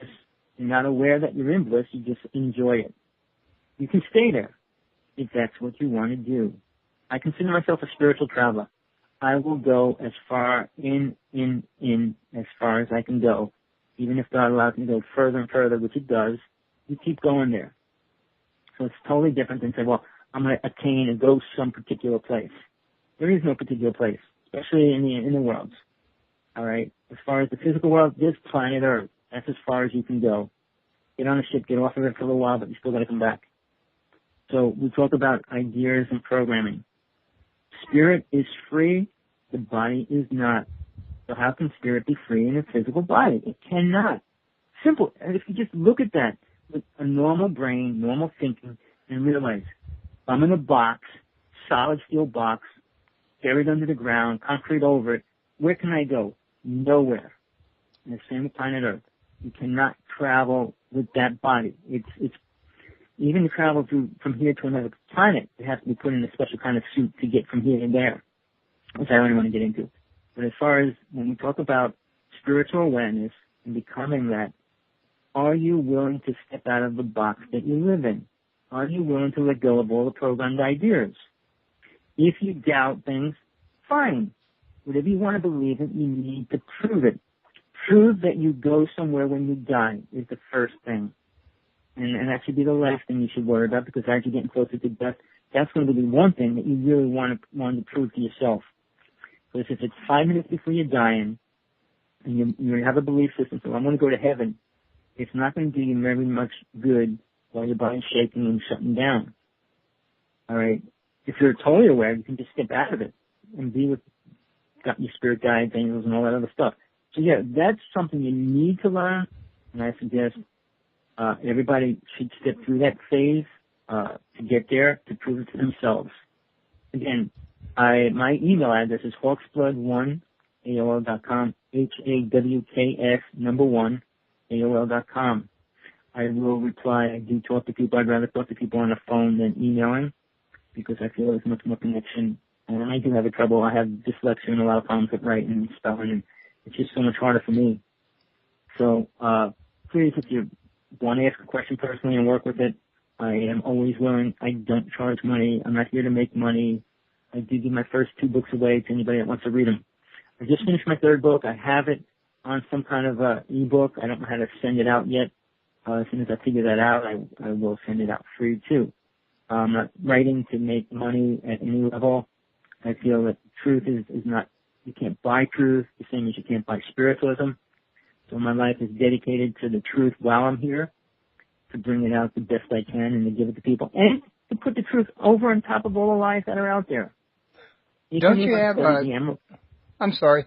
I was going to say, don't you have a copy on sale at Amazon in addition to the one you give away so that people can choose? Oh, no. People can buy any of my books. They're all online. When Truth is Called Crazy, Truth Beyond the Illusion are both online. You can buy those books. But I do send an ebook to people that want to read them that I know. Oh, okay. Is what I'm saying. Like I said, I'm not doing it to make money. And I don't care if 1 million people buy the book. I mean, it would be great. But I just want people that are ready to hear what I have to say, find it. Because if a person's ready to become spiritual other than programmed, they need a few simple techniques to work with. And that's not like waiting for a wave to come make you spiritual. Disabled or not, it's not a problem because, I mean, there's some religions that say if you're disabled, you can't become spiritual, which is a really big lie. It's like saying if you have a physical body, you can't become spiritual. Kind of true. So until you are willing to accept that and work from that level, you can attain it. You can attain it in your lifetime. You can attain an incredible experience in within 30 days. And I tell people, if you're willing to commit 30 days of nonstop commitment every single day, you will have an experience. It's that simple. Once Spirit knows that you're really ready and committed to attaining something, it's willing and definitely there to help you. Like I said, I'll go into those techniques at a different time. I don't want to get through the facts that why we just came out of this great big story of what was supposed to happen to the planet, what is happening to the planet. The Earth is going through a lot. The sun's getting pretty bad. The earthquakes are becoming violent. The weather is extremely violent, which people will see now, even they say that nothing really happened since 2012-21. But it'll last for 2 years, and there's so many things that could possibly happen. This month there's going to be a meteorite going past us in between our satellites and planet Earth. I'm not sure what day it is. How much it'll do, we don't know. The whole Nibiru thing and Planet X, there was an object around the sun, and there was things happening, but it didn't affect us. Whether it helped us or not is a different story. And remember this, if an alien steps in, it's not to save the human race in general, it's to save the planet. Because planet Earth is, I would say, a food source, energy source for a lot of different races.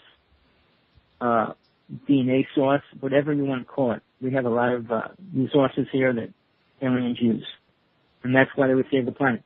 You think they care? They say, well, they're going to help us soon. And here's a story that I'll relate to, which should make it real simple to understand. Again, real simple. Okay. There's 100 people starving around the corner from your house. And there's 1,000 people starving down the road. You got a food for 100 people. Who do you feed? 1,000 people or 100 people? It's a choice. Well, these people are close, I'll feed them. I mean, it's still a limited choice because those people are starving. Why aren't you feeding them all? So when an alien says, oh, we'll come here and help you, who are they going to help? Which people do you think they want to help? I mean, 7 billion people, they know they can't help 7 billion people. No race can. And for us to believe that is another illusion. But again, if they do help people, which people do you think they're going to help? And then you have to see, do I fit into those people? So being a spiritual person, claiming you can heal one person, because they came to you or they offered you money. What about those children starving that don't even know how to ask for help? Why aren't you helping them first? Mankind has twisted their thinking, their abilities, and they accept the horrible reality as like we're all spiritual.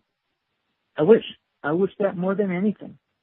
I mean, the more I get closer to my end of my life and see things happening, I can see the things that people don't look at, override, cover up, and lie about. Why? It makes them feel good in the moment. I always thought, what happens when I die? A Buddhist belief by a High Lama was always thinking about dying every second.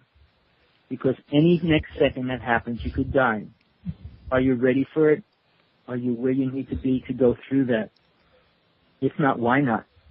So I challenge people. Are you ready? Are you ready to face dying? Well, I'm healthy. If a plane falls on your house, you could be dead tomorrow. Anything could happen. There was a 120-car accident. I mean, anything's possible. Even though we say, well, a meteorite crashing into your house. Now, a friend of mine on the other island, Maui, woke up a couple nights ago with a car next to her bed. She was hit. The car went right through the house, right through the wall, right into her bed. I mean, she got hurt a little bit, but she was okay. So anything's possible. They say, well, I'm untouchable. I'm on a healthy diet. It all doesn't matter. Where you are spiritually is the only thing that matters. And if you think you can charge people lots of money to tell them how to become spiritual, you will stand before your God, whatever that could be, when you die. Maybe not before, but when you do, you will face that karma. All the people you lead to some other path or some other belief and other delusion is your karma. The same as if you save somebody and they're a mass murderer. It's still your karma. So we have to be real. That's why I say I'm a realist. When you say you're becoming spiritual, are you living it? What are you doing for yourself that makes it real? What are you doing for the world that makes it real? What are you doing for God that makes it true? All right? And you have to piece those things together. And I challenge, and I'm open for debate, and I told you that if we ever can get some debates of some people that really are willing. The problem is, which I went into I did my own show on it too, like people cannot deal with truth. They'll do anything to hide from it. All New Age people, if you put the truth in front of them, they fold and collapse. What I was trying to get to, the Emerald Tablets, I studied them. I did the technique that you work with, and it teaches you to go through some kind of form of spiritual unfoldment. The teachings in that say, in the end, the truth will always destroy all the lies. So I'm a rebel.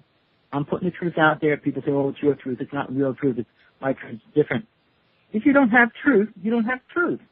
You can have ideas and beliefs, but truth means spiritual law. If spiritual laws are real, if you know what they are, you have to live by them. And the first important spiritual law is the law of non-interference, which very few people on this planet have a clue to what it means or how to live a life from that point. So yeah, that's a critical thing to think about and understand, because as we move into this, quote, spiritual age, and we're all going to shift into higher awareness, what are you going to become aware of? That you're not spiritual. And I bring that up because I did want to get into spiritual abuse. We got about a half hour, right? Pretty close to that, a little less. Well, I'd rather just keep it for since where we are right now, as far as how we're going to take a step out of this. The first thing is you need to find a spiritual technique, or they call it meditation. Meditation is like just becoming one with nothingness and staying in that void. You need to move from that state into a greater state. Because if you stay in that state, which is the bliss state, without mind, you're just being and doing nothing. If you want to move forward, you need to take the step beyond that. So you have to step out of the bliss state and go into the world of creation. And then you start becoming a creator.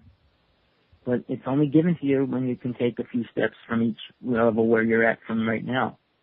So the astral plane is not where you become that. the mental plane, mind plane, fourth, fifth world is when you start moving into it.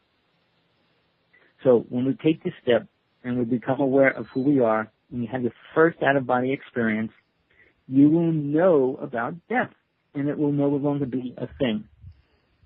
Well, I got to think about it. No, it's just, okay, I know what's happening. All right, so that takes a lot of burden off of what people are so afraid of in life. Because, like I said, they want to live longer. They want to stay here. They're afraid to face their maker. They're afraid to face the worlds that they can move into, even though they say they're working with these angels. Now, something that I just heard, somebody was on Coast to Coast a few weeks ago. One of the top spirit communicators who actually deals with spirits and talks to people, spirits for people and all that. Most probably the biggest name out there. He was talking about how all souls are not evil. He also doesn't believe in possession, depossession. So he's dealing with spirits, and they all have good things to say. So that sounds like it's a one-sided thing to me, which I know is a lie. But again, he's dealing with energy on this planet. When a soul dies, it leaves energy. And people around that carry that energy. So when he's with the person and they're reading the person, or they're here, I see him, and two things. Yes, he can feel energy and stuff, but then again, he's also tracing history and facts and other things about that person physically. Getting back to the point where possession is a real thing in this world, whether it's by aliens or demons, it's a real thing. And it can manifest at so many different levels. It's not like you have to turn into two persons and speak in this horrible language and go around it's not like that. Again, when you watch The Exorcist, it's an abstract version of what really happened. Now, when you're going through that, or if you're getting possessed, things change in your life simply, like you don't eat certain foods, and you hate certain people, and things start changing when it starts becoming a reality. You start pulling back from spiritual things and you move more into dramatic things. I'd say if a person loves to go see movies like Halloween and the new one that just came out, there's something wrong. Because if you're still drawn to the darkness, you didn't face it. And that is something that every soul needs to do before they die, if they want to step out of the astral plane and start moving forward as a spiritual being. But as long as we allow these movies to be shown on TV and in the theaters, it affects people. People want, and I did a whole show on this, I'll give that out near the end, how people watch things. And you think it doesn't affect them? Well, let me explain why. Child abuse, spiritual abuse. All right, I want to put them together. As a child, when you're born, till about the time you're 3 or 4, you're so open, so in tune with spirit. So when children start playing with spirits and talking to them, adults don't understand it anymore. So they always say it's a make-believe friend and blah, blah, blah. It's not real. I mean, it happened to me when I was little. My mother told me that when I was 11. But they're so open to that. But the problem, they're able to be attacked or sucked into a demon or an entity, and they start programming their thinking. I get into that a little bit.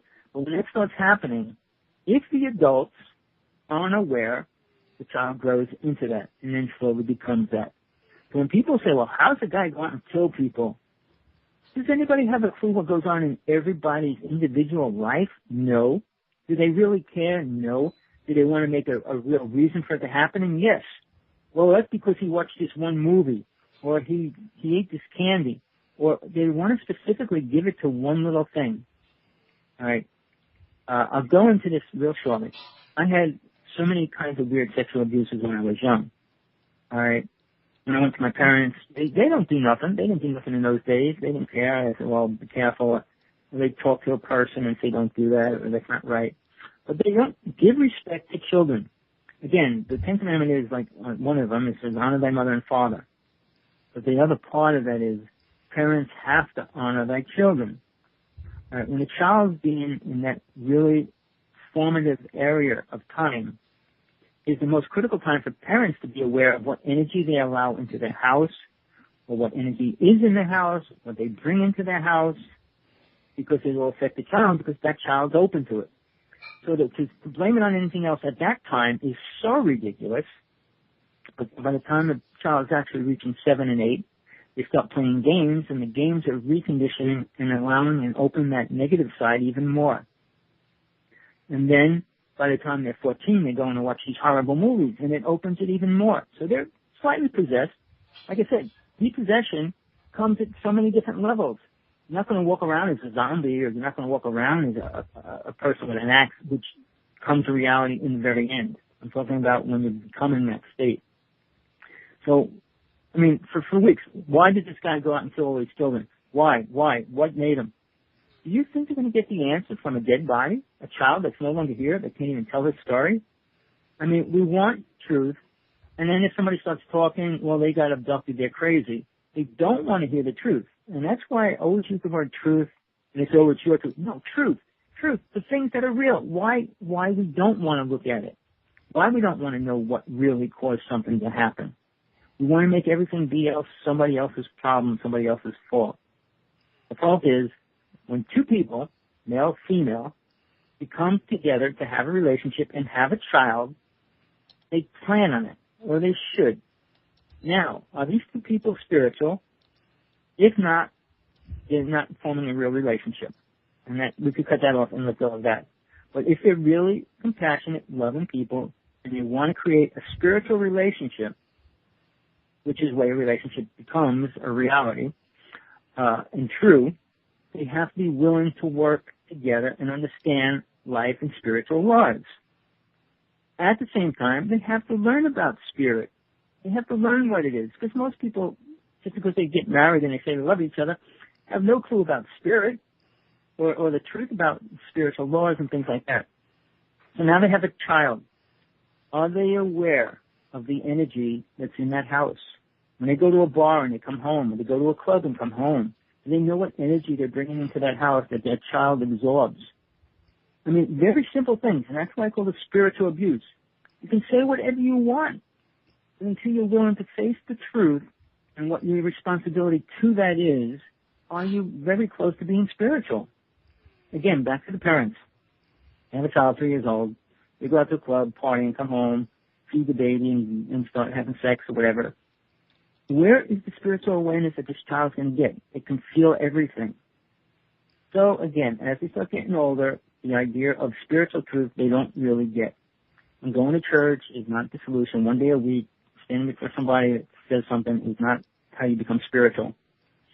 All right. So now this child's moving on, growing, and then he gets sexual abuse. And beside that, and I pulled up the statistics just yesterday, and they're the most obscene thing I could ever imagine for what, quote, people call a spiritual world. Sexual abuse, child abuse. Every 1 minute somebody's being raped. Is that a number of a good number for a spiritual world? 1 out of every 5 women by the time they're 40 will be raped. Is that a good number?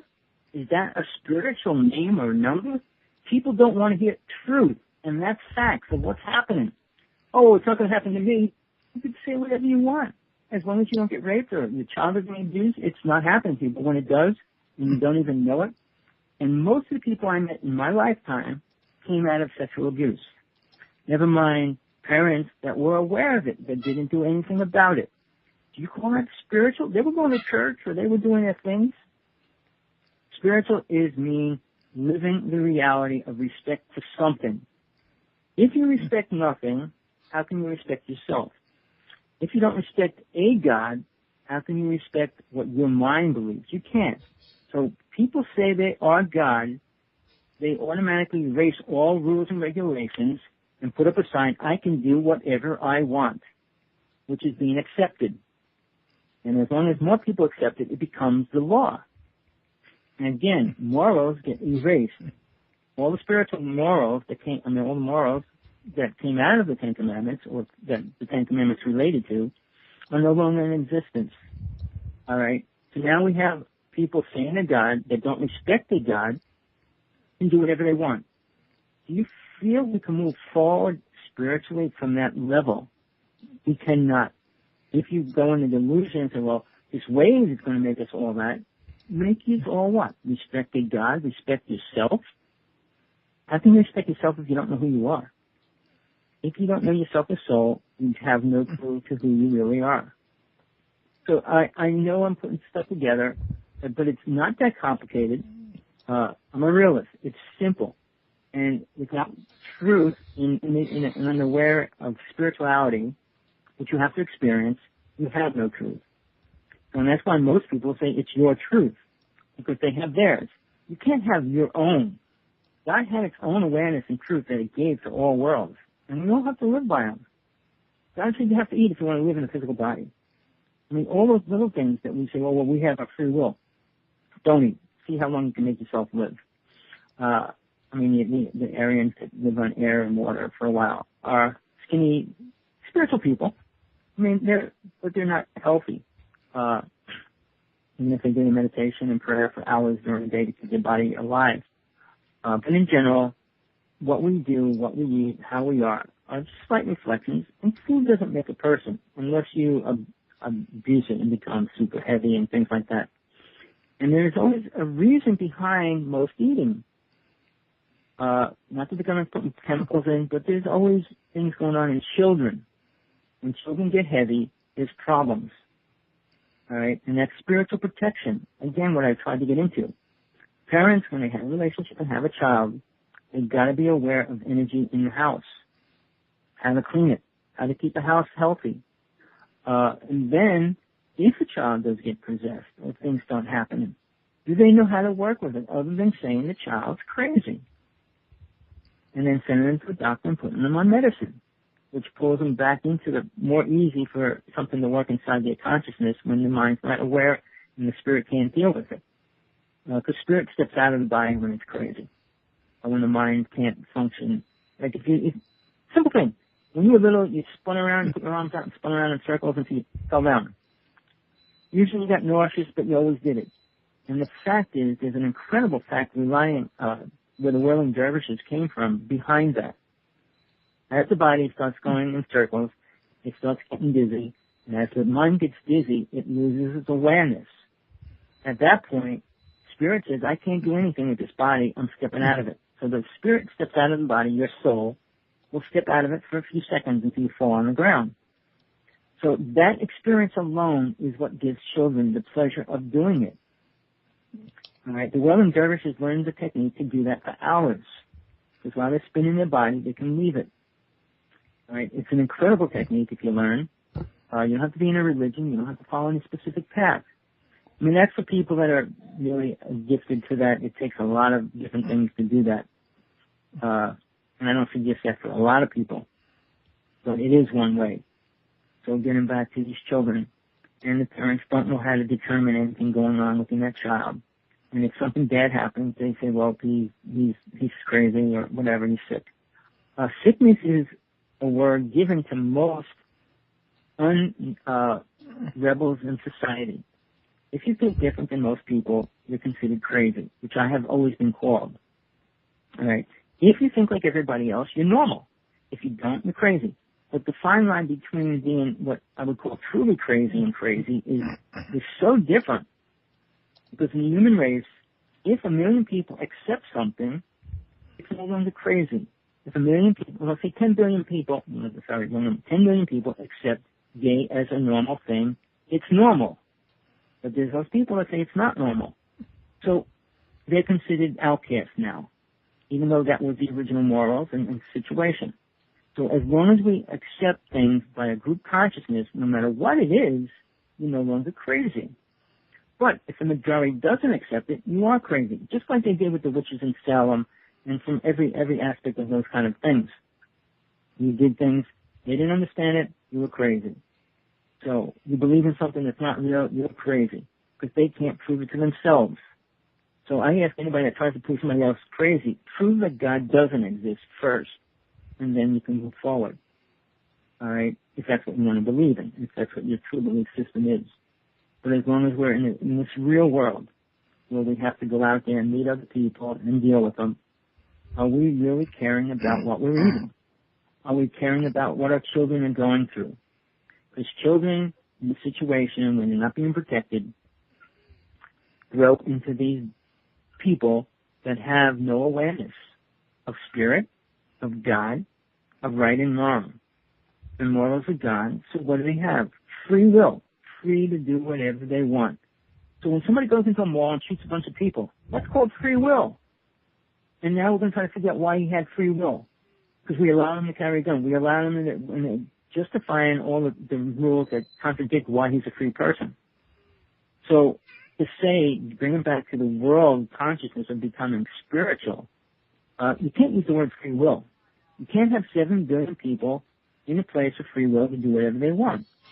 Because 1 out of 10 people, guys, would want to have sex with every woman on the planet.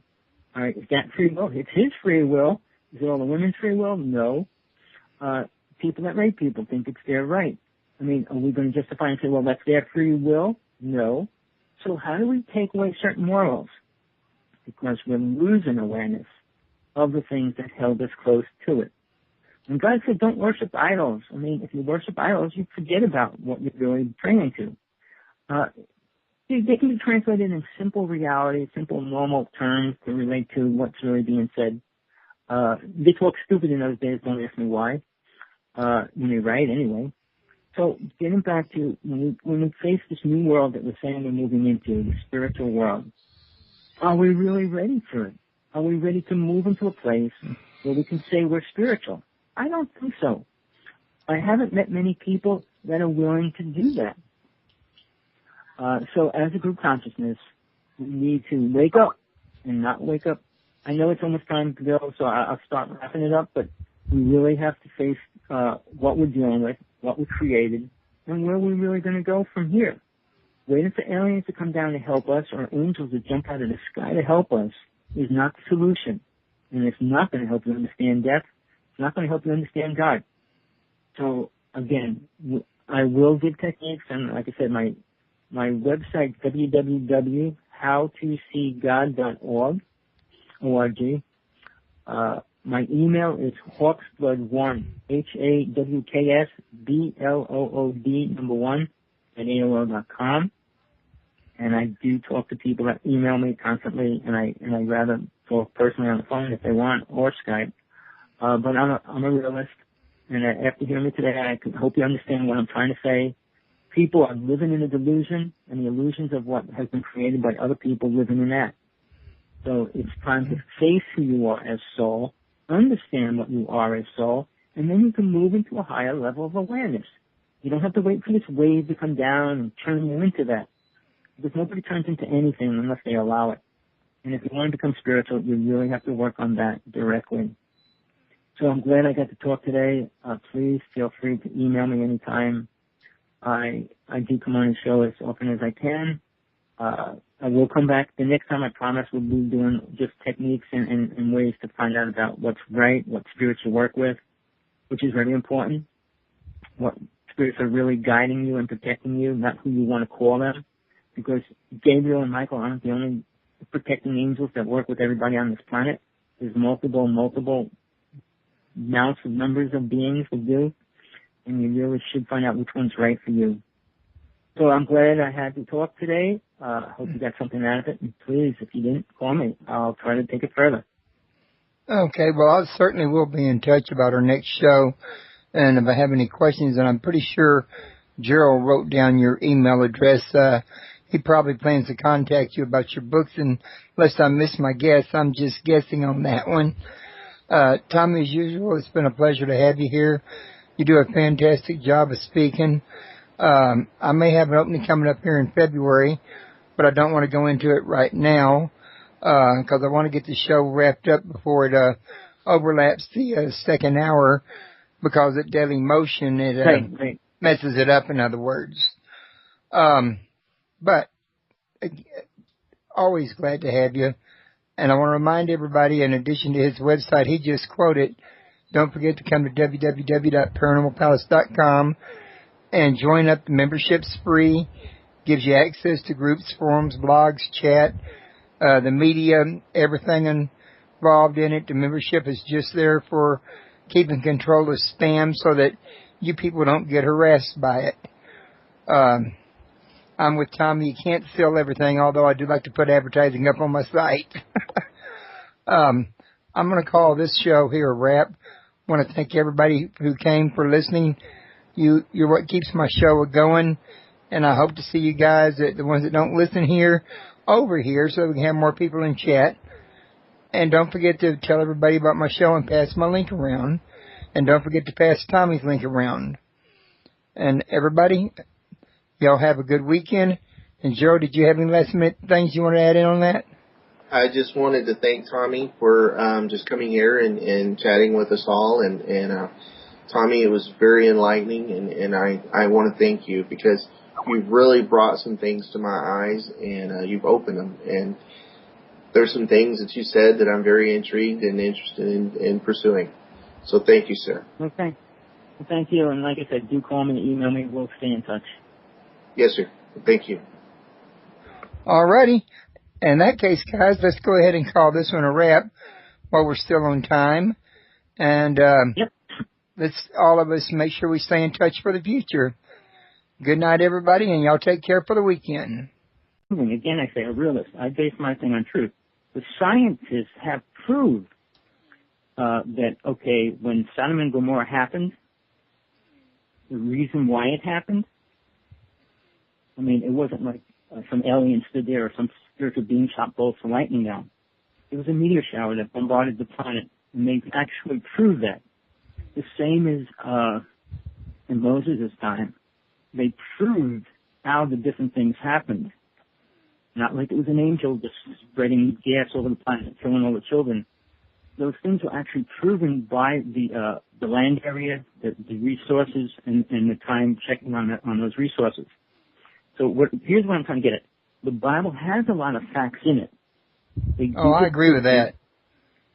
They do get twisted and rearranged for somebody else's benefit, or whoever's writing the story. Again, I became aware of most of my past lives, which I think is very important for most people to do. And if you're not aware of them, you have a lot of knowledge you won't get until you reincarnate a bunch more times. That's an important point you bring up. I mean, because the Bible... Oh, go ahead. I'm sorry, Tom, I was going to say it's an important point you're bringing up. I wanted to get it while you were there because you might forget it later on. But a lot of people can tell you that the Bible, they believe in, the Bible teaches against reincarnation, when in actuality there are some places that allude to, reincarnation. So bringing up the point of reincarnation in your past lives is, I think, an interesting point while you're on the subject of the Bible, in other words. And I wanted to bring that up to you, see if you wanted to elaborate on that, past it more. Well, that's very important because if you don't believe in reincarnation, you never will perceive all that information that you already obtained. So the people that say reincarnation doesn't exist, see, that's where you can say, well, that's a New Age thing or that's this. If you listen to the stories in the Bible and try to read through them, when they met with angels, even when Jesus died, was killed, and he came back to visit them, how did they really see him? What was really happening? That was Jesus' teachings that were never put in the Bible. It wasn't like he became a solid body, came back, and stood there so they can touch him and all that kind of stuff. The story was kind of rearranged for people to understand it. Because Jesus' teachings were kind of like outward in the Bible, because basically, I don't want to get into that right now, but those ideas of what was really happening as far as soul, spirit, death of the soul, reincarnation, right? If you want to use a word, reincarnation means the soul coming back. But if it doesn't have a physical body, all right, which Jesus did come back as, without the physical body, how did these people see him? The physical senses could not see him. It was their psychic senses that were able to see it. And that's what they had awakened. So Mary Magdalene had to spend a period of time trying to teach Peter how to do this contemplation, and he didn't want to listen to it because she was a woman. Finally, he decided to, and that's when he actually met Jesus again, because Jesus was teaching about soul travel, being able to travel, to be with soul, to be aware of it. And if you go into all the rings of light you put around them, when somebody's a spiritual being or a spiritual person, that aura gets bigger and bigger by how spiritual they are. And again, all these things are hard to say to somebody that doesn't have the experience of stepping out of their body or becoming aware of their past lives. I mean, a lot of that's limited. I'm not saying that it's wrong or false or fake or make-believe. Just because you don't experience it doesn't mean it's not real. I mean, I'm at the point it's all get caught doing them. So with that, when you go into this world and you say, I'm becoming spiritual, what are you really becoming and what are you doing? For me, it's been a long process. I'm 60 years old as of December. And I have to say, I went through many religions, many different paths, and studied with many different shamans, medicine people, and spiritual beings on the inner worlds. So my teachings aren't as grounded to a book, static book, or somebody else's ideas of what should be. Now, teachings that are in the Bible, that are also in like the Emerald Tablets, are probably the most important to the planet. Not because they have really good information, but because they're accepted by most of the people. And ideas become religions or paths by the amount of people that accept them. Witchcraft was not really accepted for a very long time. And I know when I was young, my friend that I was involved with went to court, and they actually overturned the court system in Jersey, making witchcraft legal and classifying it as a religion.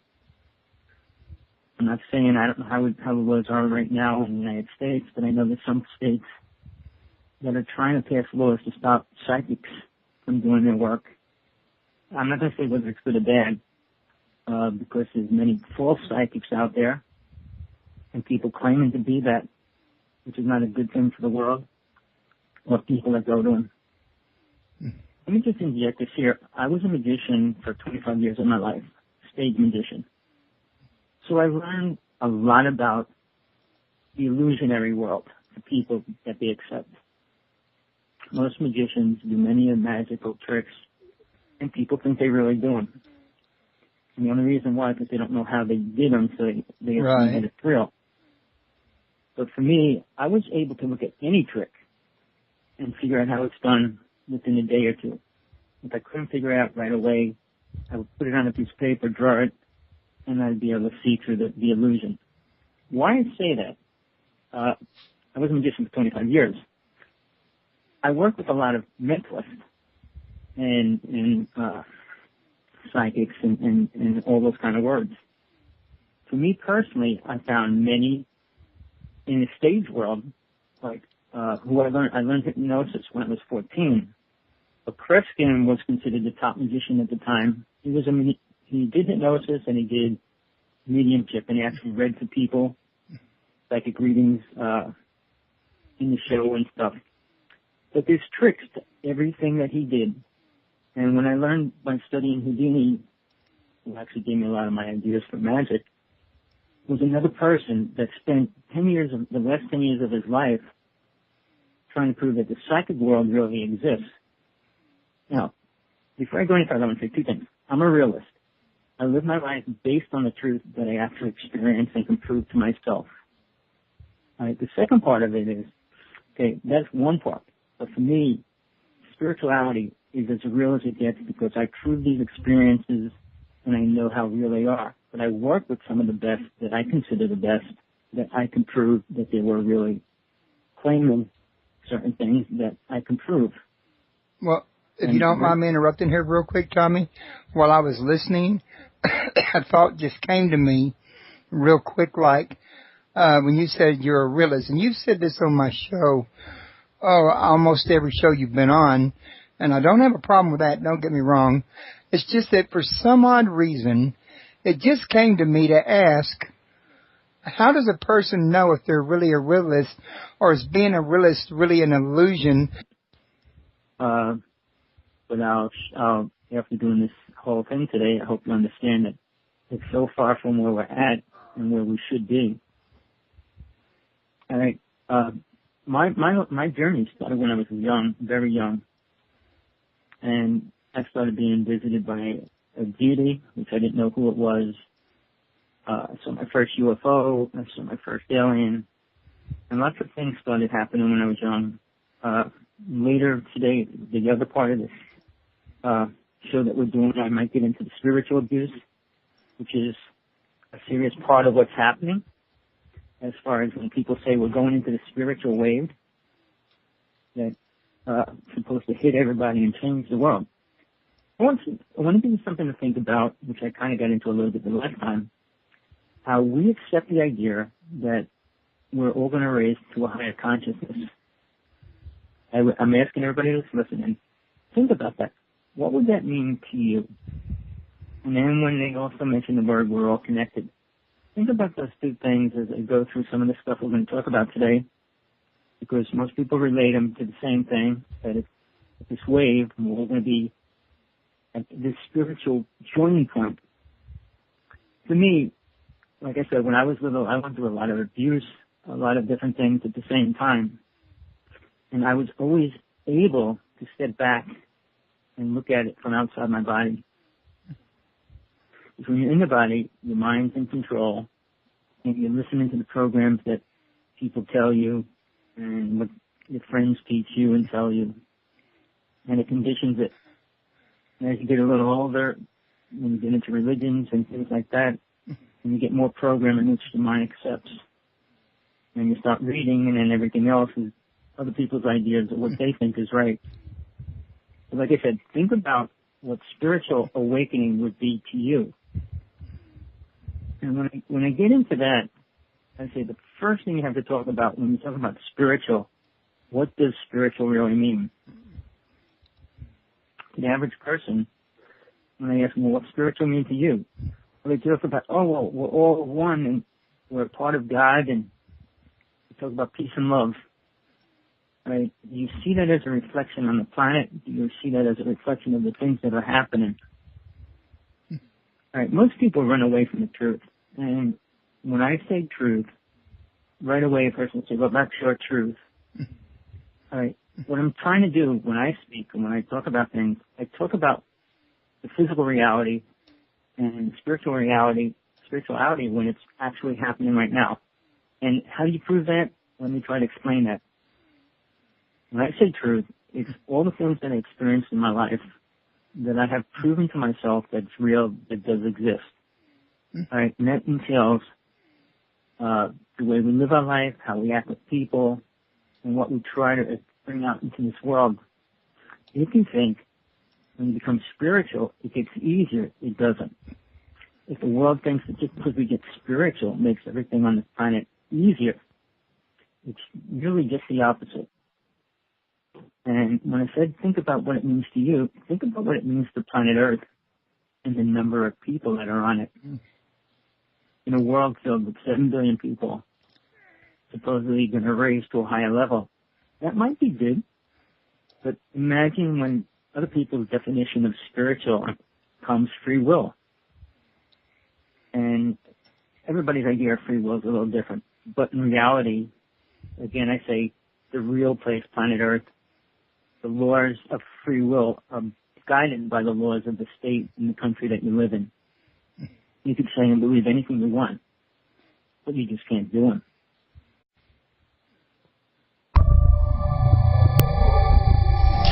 Welcome to Paranormal Palace Radio, where truth equals reality, and truth is often stranger than fiction. Hello, everyone. Welcome to Paranormal Palace Radio. This is your host, Royce the Redneck Radio Man. And joining me today is my co-host who's been helping me out, Jerell Riggins. And, well, John Strobel's also been helping, but he had somewhere he had to be today, so he's not going to be able to join us. But we do have our guest, Tommy Hawksblood, which me and him have been working on a series titled The New Spiritual Movement as of a few weeks ago. And today we're doing a second installment on that. And one of the areas he wants to talk about is the, I think it was the dark spiritual light he just said. Did I say that right, Tommy? The darkness before the light. The darkness before the light, and I apologize for that. He's going to tell us a little something about this, and I wanted real quick, like before we get into that, because I got a bad habit of forgetting to do this, mention to everybody that his website's www.howtoseegod.org, and don't forget that .org is very important because there is, pardon me, folks, a .com also that's not the same site, not the same person. And also, if y'all want to call in and ask questions, the number is 832-632-7904. And don't forget the address here is www.paranormalpalace.com. If y'all want to share that link and invite people in to join us on the chat room. The actual show address is just a little bit longer. Beyond the .com, you got to add /test-radio / and that will take you to the exact web page where the player's at. Or you could have them go to the main page and then click on live radio, and that'll get them there as well. So, Tommy, I'm going to let you bring us here in on where you're at with this on the darkness before the light, and, you know, get us started. And then if I have some questions, I can chime in there and try to get them in. It sounds good. Well, greetings, everybody. This is Tommy Hawksblood. I'm out of Hawaii now. I grew up in Jersey most of my life, but I did travel all over the United States, doing a lot of native dancing, and I think I'm doing a lot of UFO work, too, for the past 15 years. We started to talk on the spiritual movement. We just went past 1221, which everybody thought was going to be a big change and a different reaction to the planet. It seems like we cruised through it pretty good. I'm doing about 3 different shows, and I just found out over the past month that a lot of people have a lot of different ideas what happened and what's happening now. I do want to say a lot of the stuff that's coming out is really great stories. If you like to listen to stories and hear fantasy stories and stuff, there's a lot of people out there telling them right now. A lot of the main speakers are talking about how we've all changed and the changes that are taking place, which is why I titled the talk for today, The Darkness Before the Light. And the darkness being where we're at and what we're living in right now. Lots of people want to say that it's a certain thing right now, as far as being a spiritual wave of this giant energy wave that's purifying everybody, making everybody spiritual, raising everybody's level of awareness and consciousness. I wish that was true. I wish that's where we're at. To some degree, you know what I'm saying? All right. Well, I'm glad you asked the question, but it's real simple. A realist, which I claim to be, I live on actual facts that are happening on the planet. If you don't eat, you die. You don't breathe air, you die. You eat what you like. I mean, you deal with people, but you say the world's perfect when you see other people, other countries starving. So I base a lot of my truth on physical, actual events. I mean, most New Age people that claim to be psychic and channelers will say this wave's coming, it's affecting everybody, it's an energy field, and they talk about things that you can't prove to yourself even, and you really can't prove at all. And then again, it's very limited. Because when New Age people say everything's the way it should be and everything's perfect, maybe in their little world where they live, their car, their house, they're not taking in the whole world ever. Very few psychics will talk about the truth of what's happening on the planet in the present moment. I always live in the present moment. Like the earthquakes that are happening around the world right now, the chemtrails are spraying over the planet every day. That's reality. Most people say, oh, that's nothing. You can't go into a spiritual place if you're not aware of the physical problems. Now, that's why I put up the other part of my show that I want to do is spiritual abuse. If you go against that, you can say everything's perfect. And then the word spiritual really doesn't exist. Because when everybody says everything's perfect, in the world, the 4% of the planet that are rich and healthy and live in a house, have food and everything, doesn't compare to the 94% of the planet that's starving, don't know where the next meal is going to come from, sickness, have no idea about government as far as other people's governments, religions, other than what's right there in front of them. When I say a realist, I'm not creating imaginary ideas. Yes, I had many spiritual experiences, but they don't change how I talk about what's happening. Again, when I mention spiritual abuse, it's what people do in the name of being spiritual or religious that's tearing the planet apart. Now, in the New Age world, which is most people that are in it, believe that the Bible is not real. It's a dogmatic book created to control people. I'm not going to say I'm not going to say how I agree with it. I mean, I want to explain this first. They believe that the whole Bible was created, and it's not a real story. Now, and I'm kind of like that myself. Sorry for interrupting, but I'm just thought I'd throw that out there that from my research, I kind of tend to agree with that group of people. Well, here's something, I don't want to get into too deep, but like, I was on a show yesterday, and we had this big name speaker talking about how religions are false and they're going to be slowly taken away, the idea of God's going to be stripped away. And I said, for non-spiritual people, yes. But for spiritual people, it will only grow stronger. Now, on the Bible was written by people that wrote stories for other people. Jesus' followers couldn't even write, so only one of his followers could even write. So most of the stories were translated by other people later. All right? And when somebody else tells a story, it's different. Now, when Constantine tried to put the Bible together, we had 40 Gospels, and he chose 4. And those 4 are a lot different than the other 40. If you go into Doubting Thomas's, Mary Magdalene's, and Judas's, we'll see such a different teaching. So never mind when Constantine worked with a bunch of people to put this together, they decided to create some kind of boundaries where they can keep people in control. And that's why the Bible was created. But, I mean, I don't want to debate that all the facts are real or not. Now, physically